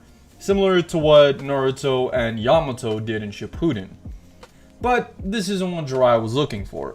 He'd push Naruto to eventually master it with the help of 2 water-based clones, or 2 water-based shadow clones, to stabilize it, and eventually would basically pick the jutsu apart, figuring out what he's getting wrong and what he needs to do to improve.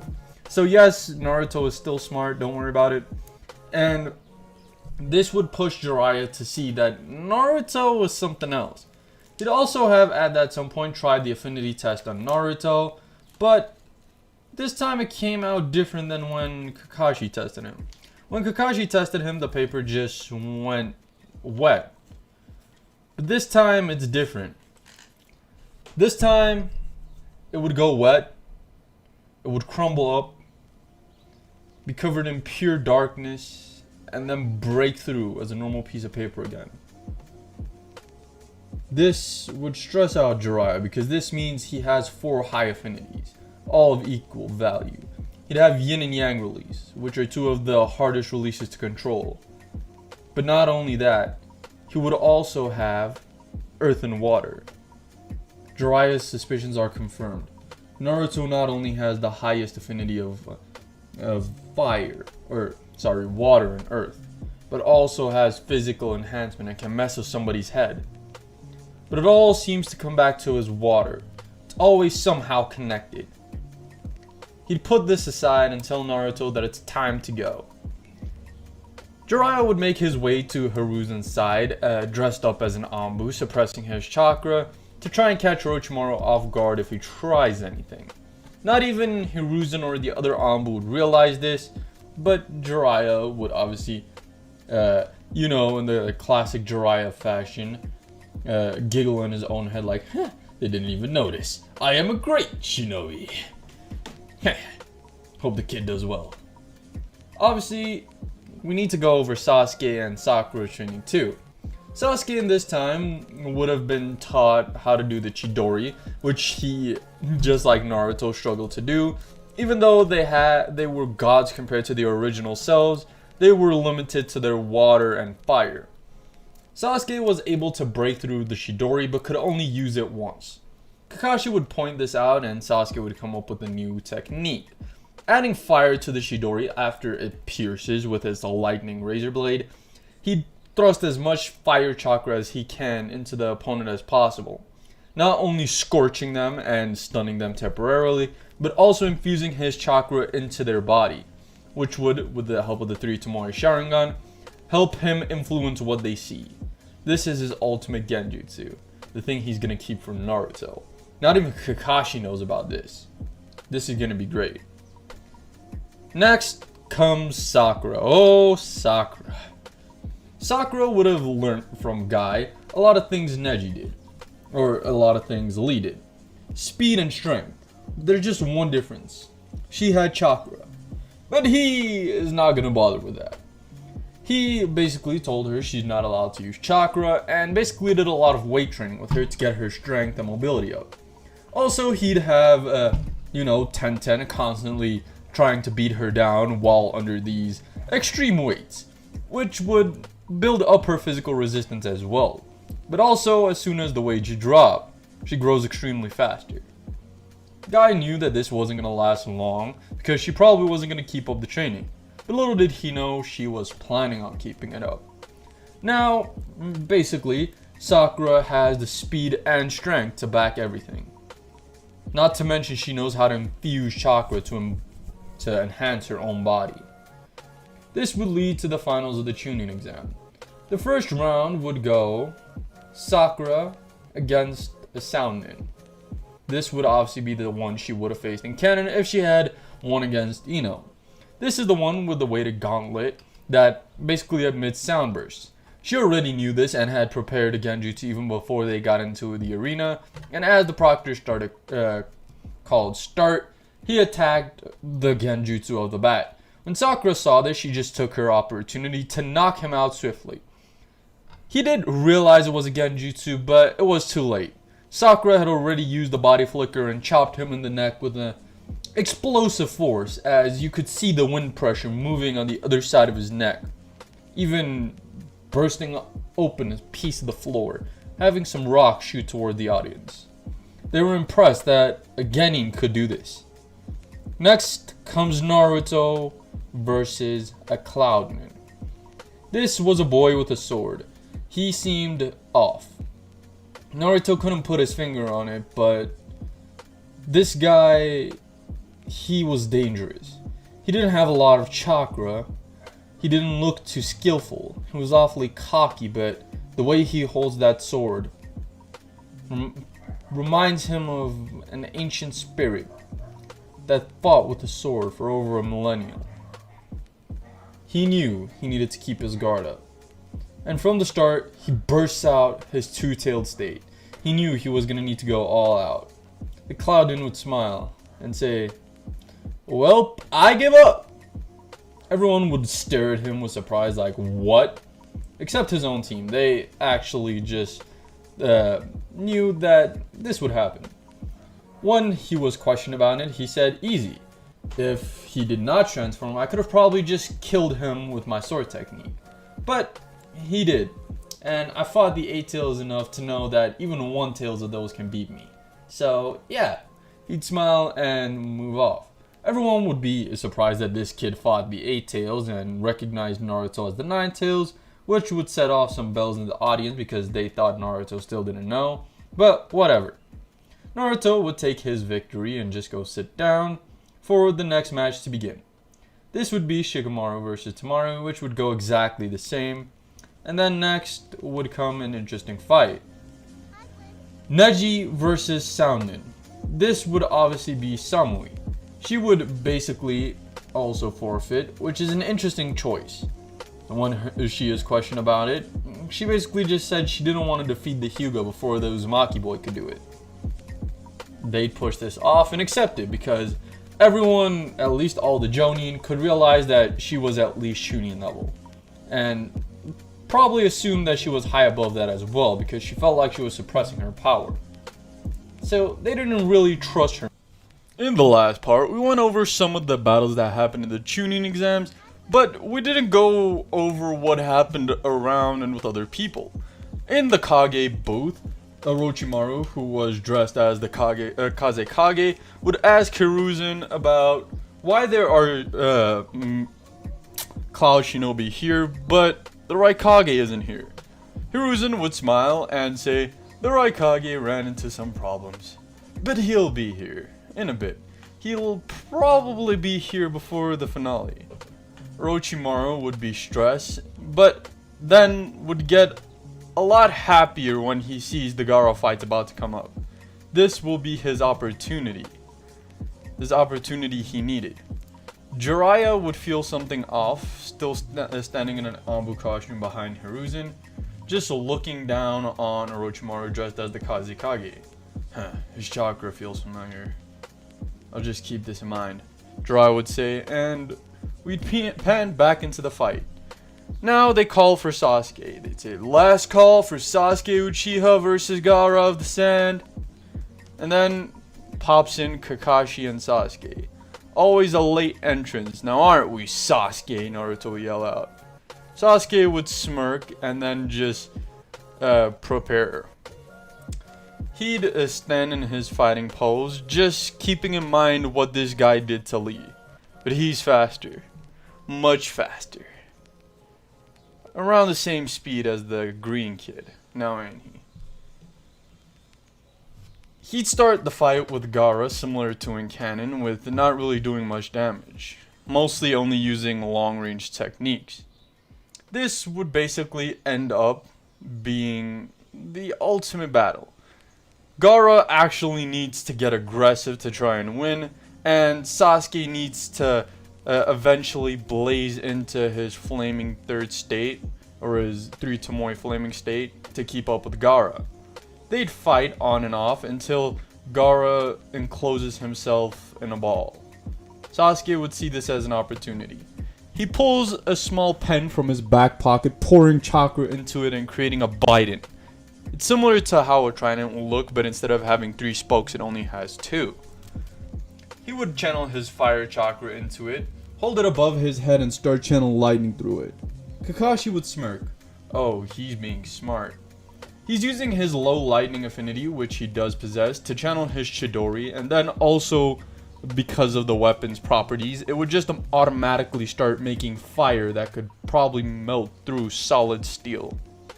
He would shove it into the ball, not knowing exactly where Gaara is, but still hit Gaara in the leg. This would cause a problem. Gaara would start transforming inside of the ball without breaking it, with Sasuke constantly trying to get through it. He'd progress through the stages, and eventually get to the half-transformed state when Sasuke has an idea. He'd pull back his Biden, clamping it to his back, going through the hand signs for the Dragon Fire-style Great Dragon Fire Jutsu. It's a Super Fire M Dragon Fire Jutsu, and would somewhat crystallize the glass. This gives the unstable Gaara a fright. He'd break out half in the Shikaku state, and this is when Kabuto would cast the Genjutsu, and the sound invasion would begin. Orochimaru, seeing this, would be like, I need to get the Uchiha boy first. He'd leap out of the building to where he'd basically encounter Sasuke chasing after Gaara and somewhat catching up. He'd extend his neck, biting Sasuke, who was unsuspecting, who'd clutch and then fall on his knees. He'd try to continue chasing after Gaara even though whatever the hell that has just happened, with Orochimaru sinking into the ground and appearing back on the Kage booth, trying to hit the Hokage in the back of the head. But no, he couldn't. As he was trying to do this, a tall, buff black male came in and curve stomped him in the face. Somewhere else, Naruto, Sakura, and Shikamaru were chasing after Sasuke and Gaara, and basically Sakura and Naruto would leave Shikamaru there to deal with some shinobi so that they could catch up to Sasuke. They'd find Sasuke being beaten down by Gaara because of his newly attained curse mark draining his chakra, which Naruto would basically tell Sakura to take him and leave. Sasuke being like, no, I want to fight. Barely being able to catch a breath. Naruto would face off with Gaara until he transformed. As he transformed, Naruto would obviously summon Gamabunta to try and fight off, but instead of having the idea of going into the Nine-Tail state, they just try to hold Gaara off long enough for they haven't come up with a conclusion they need to wake him up. As they're fighting, another weird person comes in.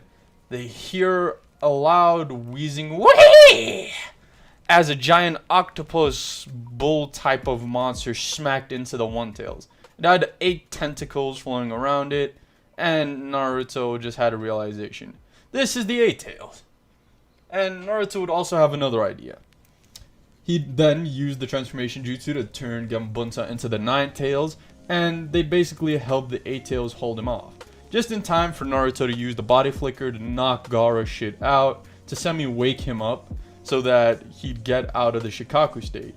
Gaara in a tired state, giving the same speech he did in canon, would be Takano jutsu'd by Naruto in a different way. Not in the way of, oh, you need friends, but if you have someone to protect, you become strong to protect them. If they be friends, family, or people you just want to see have good. Or if you just want to be accepted. Become strong, be respectable, be a good person. As the 8-tailed down transforms, would basically put his hand on Naruto and be like, yo, fool, you fool. That was some inspirational advice you gave that kid. My name's Killer B. I'm the 8-tailed Jinchuriki. That's an interesting transformation you just did. Mind if I ask what you just did? Naruto would explain that he is the 9-tailed Jinchuriki and that Gaara is the 1-tails. This would give the three an instant bond, and Naruto would also ask him how he did that without a transformation. B would explain that him and Octopops have made a perfect bond and basically accepted each other as partners instead of the one-sided relationship Jinchuriki usually have. Naruto would keep this in mind as he asks B to handle this. He needs to go check up on something. Back where the tall black buff male just kicked Orochimaru in the face, they are now trapped in a dome. With 2 Anbu, the Raikage and the Hokage facing off against Orochimaru. Basically, Orochimaru would kill one of the Anbu pretty easily, but trying to do the other would reveal that it was Jiraiya all along. Not only would the Raikage and Hokage be surprised, but this would also surprise Orochimaru himself. Oh, Jiraiya, I never thought that you would be the stealth type, Orochimaru would say.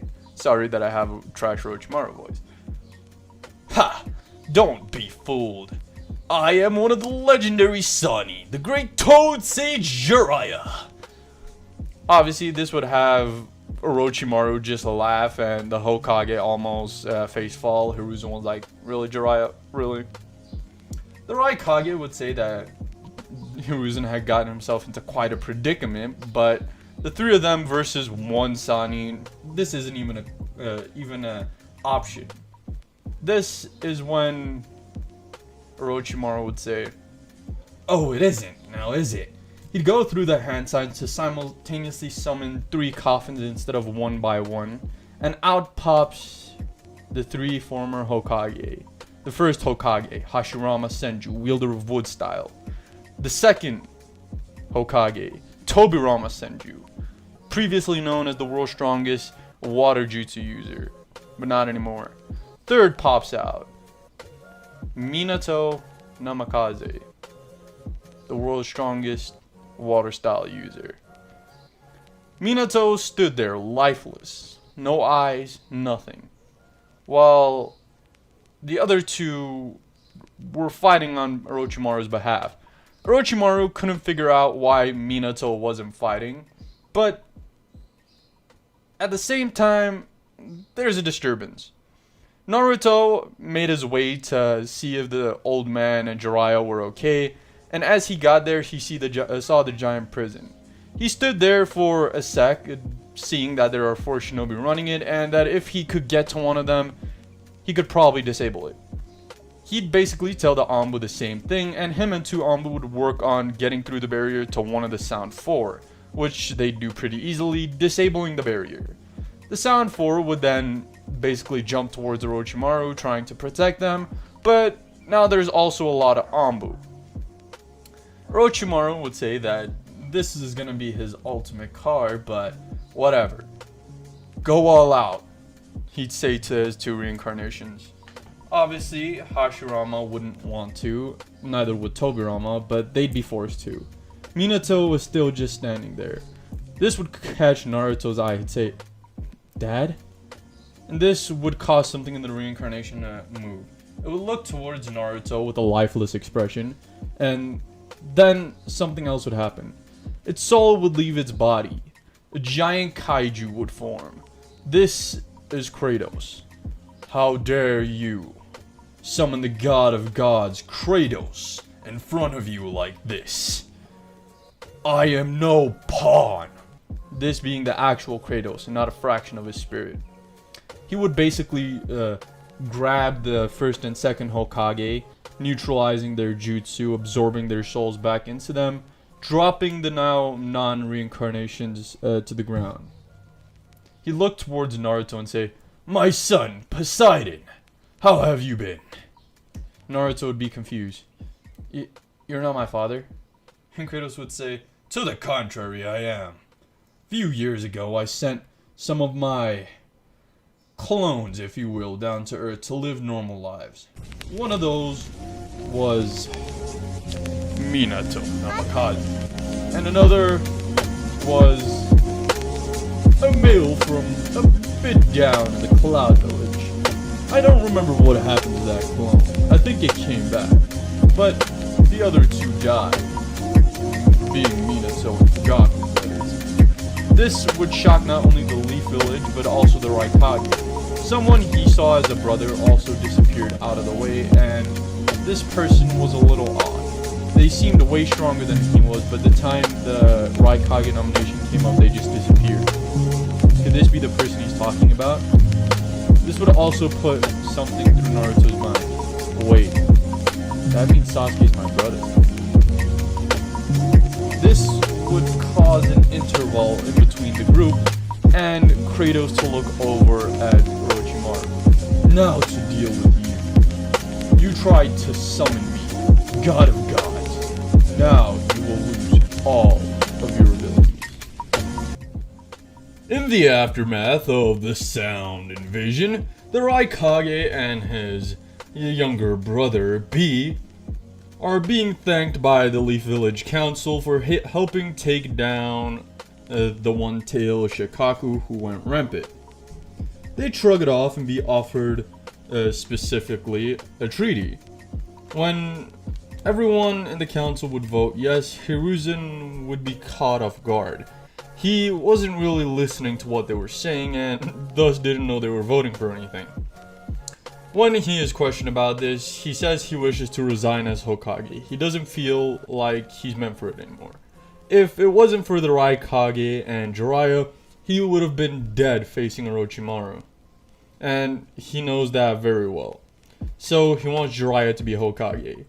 Jiraiya would obviously deny it, but suggest that they do go get Tsunade, not only to help heal the people that did get seriously wounded in the sound invasion, but also she's one of the 3 legendary Sannin.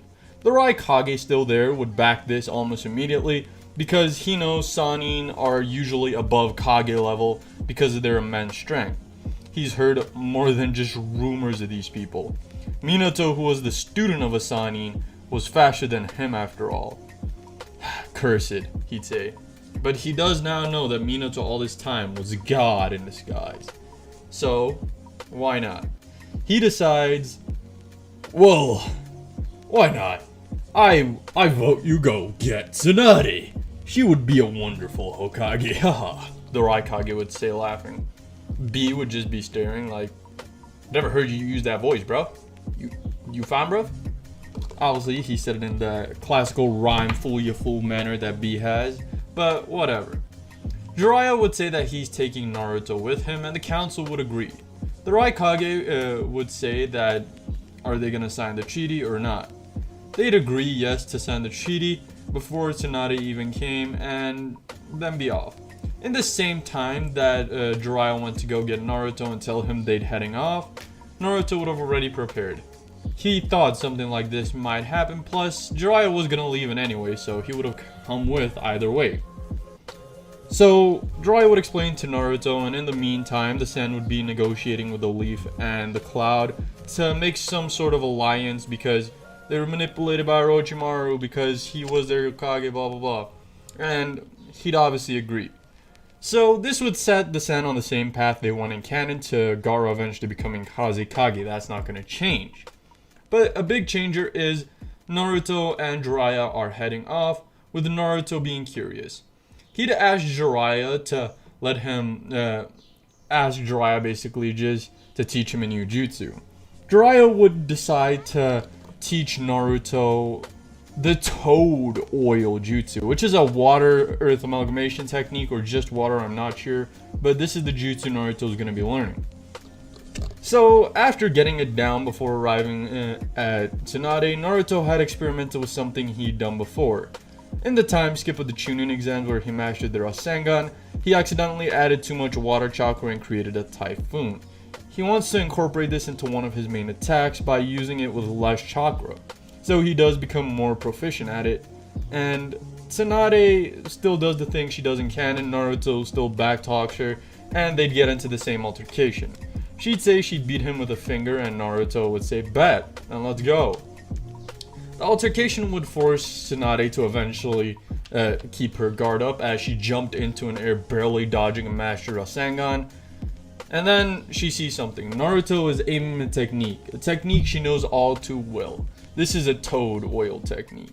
She jumps to the side because she knows it's about to be set ablaze, but instead of sending it towards her, he spits it all over the ground. She thinks, is he going to set it on fire if she lands on it? No, it still needs to be attached to him for him to set it on fire. So she lands in it, but gets stuck. Naruto would say, "Well, I got you." You might not have known this, but Toad Oil is really sticky if you don't set it on fire, so he then uses his new water Rasengan, pointing it to the ground to shoot himself forward, creating a Rasengan once again, but this time without the water, almost slamming it into Tsunade, but stopping dead in the middle. He'd say, "Guess I won, right?" Deactivating it and poking her with a finger. She'd like him, just like in canon, and end up giving him the necklace. But this time, unlike last time, she'd tell Jiraiya about Orochimaru. Jiraiya would say that they're going to try and capture him, and yeah, she'd explain that Kabuto's there, and Jiraiya would say that Naruto would handle Kabuto. Naruto would also 100% be capable of handling Kabuto. It's not that hard for him now, especially if he could do it in canon. So, the altercation between Naruto and Kabuto would start. He would slam multiple Rasengans using multiple clones into Kabuto, putting him in a down state. He'd also now summon one of the other toads he has a contract with, and this toad would be Gamahiro. This would be the toad he just signed with in this time, if there's ever an altercation where he needs to summon a big toad while Jiraiya has Gamabunta out. So he'd summon Gamahiro and try to help out against Orochimaru, but against his knowing, Kabuto would have healed himself and taken Shizune captive. This would distract them long enough for the Kabuto clone to dispel itself and Kabuto to use his jutsu to transport him and Orochimaru back to headquarters. They obviously fell for this technique because of the sudden outburst Kabuto had when grabbing Shizune, and didn't think about this. Tsunade would be impressed that Naruto not only has the Toad boss summoning, but also one of the sub-bosses, which took Jiraiya many years to get. To gain that many Toad's respect is really hard, especially without even having mastered Sage Mode. So, they'd make their way back to the village, having failed their mission to defeat Orochimaru because of Kabuto being a little quick on his feet, and Naruto defeating him too quickly for his own good. So, right now, they'd appear. Orochimaru is still injured with his arms taken away by Kronos, god of gods. And I also said that wrong in the last chapter. I accidentally called him Kratos. Sorry for everyone still watching that saw that. So, basically, they would have brought Tsunade back, and obviously, at first it was to heal people like Lee, Hinata, and other people that got hurt in the attack, but she also would be initiated as Hokage and be filled in about everything. This is around the time that she'd basically start spending more time with Naruto, and I feel Naruto would also be spending more time with her. She'd actually show him something. She'd talk about his heritage, about how the Uzumaki are, technically she's descendant of Uzumaki because her grandma was the daughter of one of the main branch members, similar to how Naruto's mother was. And that means they're technically related. Naruto would ask her why she brought this up, and Tsunade would basically point to the diamond on her head. She says this diamond isn't some sort of tattoo. It's a, as she got cut off by Naruto, he says, it's a chakra point. There's a lot of chakra stored back there. It's like a second reserve that's twice the size of your normal one. Tsunade would smile and say, exactly. This is the 100 healings technique. It's an extra chakra bank that increases your natural regeneration. Only Senju and Uzumaki can use it to its fullest potential. Sure, other people can use it to boost their regeneration, but Senju and Uzumaki have extremely big, regeneration factor. Yeah, it really took me a long time to figure that out. They have a big regeneration factor, and this just boosts it to unholy amounts. And with Naruto having the Night Cells who heals him even more, would just make this even more immense. Naruto would actually ask something. He'd ask if the seal could be used for something else. As long as there's chakra in it, can he use it? She'd explain that any type of chakra could probably be poured in it, like nature chakra if he really was able to do it long enough, but it takes sometimes years to create the pouch of chakra itself. So she'd write down on a scroll for him what he'd need to practice to be able to create the pouch for the 100 healings. He'd basically smile and tell her thank you, and then be off. He'd make his way home to where he'd see 4 shinobi jumping. He wouldn't mind it because he thought it might have been Amo, because they didn't even bother to be stealthy in their eyes, even though they were really trying. He'd think that why would they need to be sneaky if they're Amo? They seem to be really powerful. That means they could probably just hide their presence, wouldn't it? But this could be further from the truth. This was the Sound Forgers going at it. They were basically going towards Sasuke to have that little speech. Sasuke would be encountered by the Sound Floor, having a similar interaction the first time that they did in canon, with Kakashi tying him up to a tree and leaving him there, and then trying to talk to him. He'd tell them to fuck off, and they'd basically come back later, even though he doesn't really want them to. But yeah, he would get out of the situation thanks to their help and go home. He'd basically start brooding about Naruto because Naruto defeated an entire Jinchuriki and he basically got ill from a fucking hickey. And he doesn't even know what these markings that appear when he uses his Sharingan are. But there's just one difference. When he uses it, it doesn't really hurt. To him, it's more like it just makes him uber powerful, but it takes about 10 times more chakra than it normally would. So it has its pros, but also its cons. If someone's about the same strength than you, yes, you could use it, but you'd need to be really good at strategy, which Sasuke would acknowledge. And then something would happen. He'd decide that the next day he's challenging Naruto. He's sick of this. Some time would pass and Naruto would come to see how Sasuke's doing, when Sasuke would just start throwing punches and kicks and already bursting into his 3-tomo state. Naruto would know that this is serious. He would not transform just yet because of Sasuke's condition, because the marks are already going, and Jiraiya explained to him that this was the curse mark. They'd fight for some while, and Naruto would eventually just outpace him by having more chakra and conserving it, just using the body flicker at key moments to dodge attacks and similar things. Sasuke would obviously be enraged by this and decide that Naruto just making fun of him at this point. He never even transformed. He knows Naruto has a form. They've used it against each other multiple times. Was that just all a game to Naruto? Was it? In the last video, Sasuke's personality took a complete 360 when Naruto basically not only defeated the One Tails, which means he's way stronger than Sasuke is, but he was also able to defeat him without transforming, just by playing smarter than Sasuke. This would have Sasuke go from the chillest person Naruto knows to one of the most aggressive. So Sasuke, being a lot more aggressive per se, would necessarily accept the sound for his second attempt at recruiting him. He'd say that he doesn't need to grab anything, he already has everything he needs, shoving some stuff into a backpack and then making his way to the gate. When coming to the gate, obviously be confronted by the gate guardians, which would be knocked out by the sound 4. As they get slightly into the forest, they tell him about the pill he needs to eat to get the second form, and he'd eventually agree. The next morning, the gate guards will be found by some Anbu, and they'd explain that Sasuke has gone rogue. Now, at this point in time, Naruto, Sakura, Lee, and also Shikamaru have been promoted to Chunin.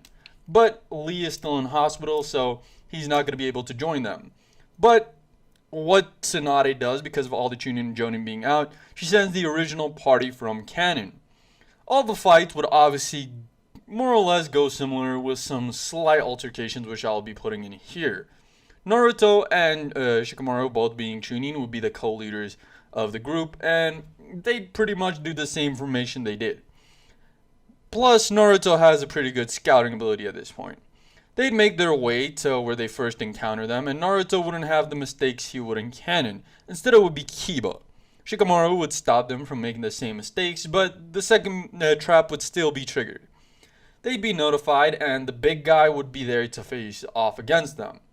As they're leaving and the big guy is basically trying to use this, Naruto would see this as a waste of time, as it's already draining their chakra. He just created a Rasengan bursting through the wall, which would also be busted by Kiba immediately afterwards with a Fang over Fang, because of Naruto seeing that it could regenerate because of his connection he recently discovered with the earth.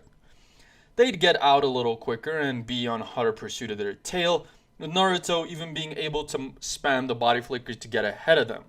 This would mean the second member would have to basically fight them, which is, for this specific run, the spider guy. He'd tell the other two to go while he takes care of this, and as in canon, it would be Neji that stops. Naruto and the rest of the crew would be delayed here a little further because of them needing to box off against the people, or the spider dude, until he goes his second transformation state, where Neji basically sacrificed himself for them to go. Naruto would just say, remember, the Byakugan has a blind spot, whispering it under his breath so that the spider guy couldn't hear it, and Neji would just nod. They'd leap off, and Neji looking as they left, almost being attacked by one of the spears, but dodging it just in time. It took them a while this time, with them strategizing what the other two's abilities might be, because one seems to have two heads, and the other one, she's a little of a mystery. Eventually, running back into them, the twins would basically take on Kiba, as in canon, with them needing to basically both go curse mark to get them to leave, because this might put off even more time than the other two, since this is two people at the same time. That might keep them longer with less people.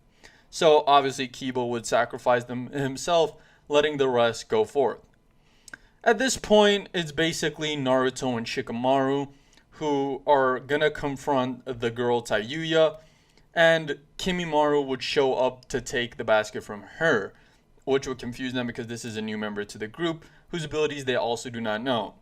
After Shikamaru basically tells Naruto to go ahead, he would have also learned the body flicker at some point, I feel, seeing as how Naruto abused it multiple times, and would use it to gain a slight advantage in their specific fight.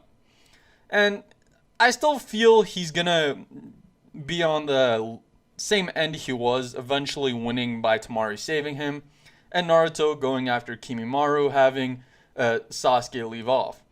This would obviously only happen as Naruto is fighting Kimimaro and Lee shows up. Sasuke would wake up, basically using his fire form combined with the second state of the curse mark to blast himself forward all the faster. He would basically make his leave with Lee telling Naruto to go, and would also take some inspiration from Naruto to enhance his fighting style in a more flowy and solid way, similar to how Frog Committee works, and would also at some point just get drunk and start beating on Kimimaro, with Gaara eventually helping. The real altercation is going to be between Naruto and Sasuke. Naruto could tell that Sasuke is tens of times stronger than he was, and he'd need to take this serious. Naruto would basically use his newest form, which would be the three-tailed water cloak state, and would be kind of picky when it comes to fighting Sasuke, because he could tell that Sasuke right now is around equal, if not stronger than he is. So he'd have to fight very carefully. At some point, both of them get really worn down from their constant battle, and Naruto puts up Rasengan. Sasuke puts up the Black Lightning, or the Black Chidori if you want to call it, and they charge towards each other. Naruto would see this as an opportunity. If he hits Sasuke with the normal Rasengan, Sasuke would die. But Sasuke seems pretty on edge right now, because he's not that good at lightning. This is probably his last move with it. Naruto would change into his water affinity, basically using the water from underneath his feet to create a tornado around his Rasengan, basically covering Sasuke and semi-shocking himself because of the pure amount of lightning he's putting into his fist to try and just humiliate Naruto. Sasuke, after being shocked for mere moments, would use his fire to burn off the water Naruto created, and would get back into a similar stance. Even though he's getting tired, he's not giving up. At this point, another figure would arrive. Kabuto, someone who had lost badly to Naruto earlier, not even a few days ago. He'd basically tell Sasuke to leave and he'll handle Naruto, with Sasuke happily going the direction that basically Kabuto pointed to a girl, and this girl would lead Sasuke to the hideout, and this would be Karin, obviously. Naruto would basically just look at Kabuto and then look at Sasuke, try to jump for Kabuto to just use the body flicker and kind of cut Naruto across the face, Naruto barely dodging. He'd basically just say, "Oh, so you didn't pull out all your tricks last time." Obviously, Kabuto had something saved up just in case, because Naruto didn't gave him too fast of a beatdown last time. But also, now Naruto is a lot stronger than then. Kabuto couldn't put his finger on it, but Naruto seems to have improved tens of times since he last saw him. This is obviously him using the three-tailed state instead of the one-tailed state like he usually would. So Naruto would just say that he doesn't have time for this and try to beat on Kabuto for Kabuto to use his smart to medical ninjutsu to create like mini scalpels all over his body to cut Naruto as he is trying to punch or kick him. Kabuto would basically think that he had outsmarted Naruto and would stall him for quite a while before Naruto came up with the idea to just use the Rasengan. He feels like an idiot. This is how he beat him the first time.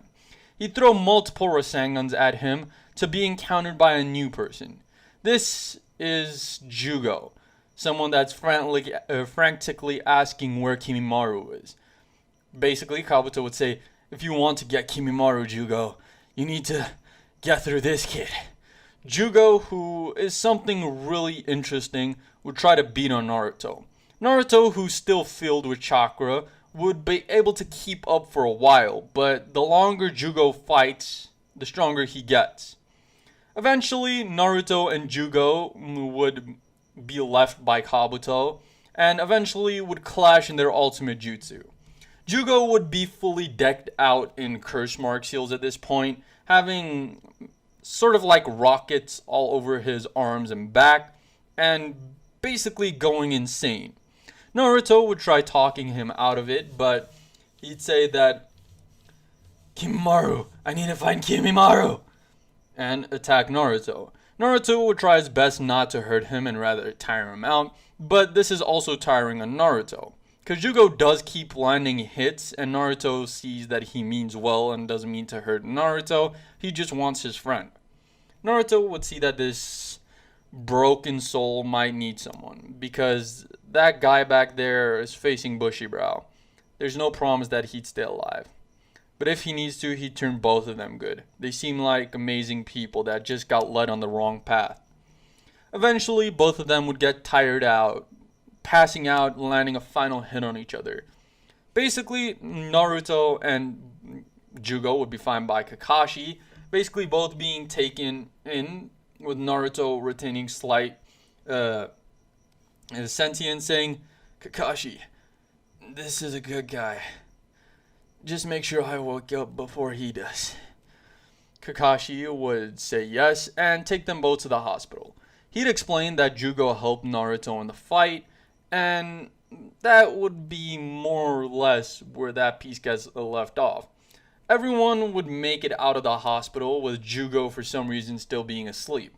Everyone, including Shikamaru, Choji, Kiba, and onwards, would be okay at this point, kind of being pissed at Sasuke. Sakura also being pissed at Sasuke because if she went along, she might have been able to help, even though she doesn't have the skill set to help. Maybe she could have stalled some time with Jugo or something. Who knows? But Naruto, at this point, seeing Jugo wake up, would basically be his anchor. He'd explain that Kimimaro dead, having Jugo go into a blind rage, with Naruto just smacking him, being like, "Calm down. He's gone. There's nothing you can do except move on. Come with me, I will treat you right, I promise." Naruto would tell Jugo, and for some reason, Jugo accepts this. He accepts Naruto as his next pillar, and has a lot of potential, for he has that weird thing that Sasuke had that made him so much stronger. Jiraiya would offer to take Naruto with him, with Naruto saying that Jugo would need to come with, and Jiraiya easily accepting this. They'd say their goodbyes to Tsunade, who'd say that she trained Sakura, Hinata, and Ino in the time they're gone, in different things than they would have originally. Sakura would be trained in strength and genjutsu under her, who is a master at multiple things. Ino would be trained in healing ninjutsu, and Hinata would be taught in pure strength. But before Naruto leaves, Hinata would call out his name. He'd obviously be confused to why she did, looking back to the village gate, with her running up to him, basically proclaiming her love. Naruto would basically have a slight blush on his face, saying, "Maybe when I come back. Get strong by then, Hinata." They'd say, going into the time skip with Jugo, Naruto, and Jiraiya. What they will learn in this time is unknown.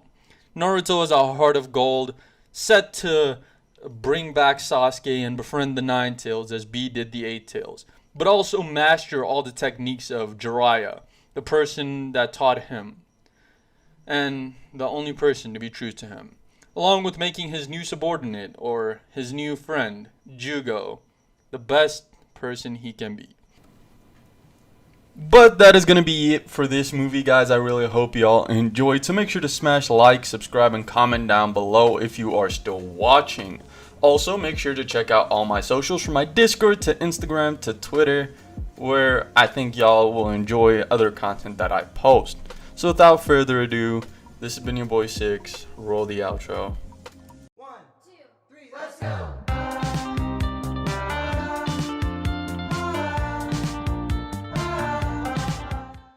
Subscribe for more. Yada yada does it.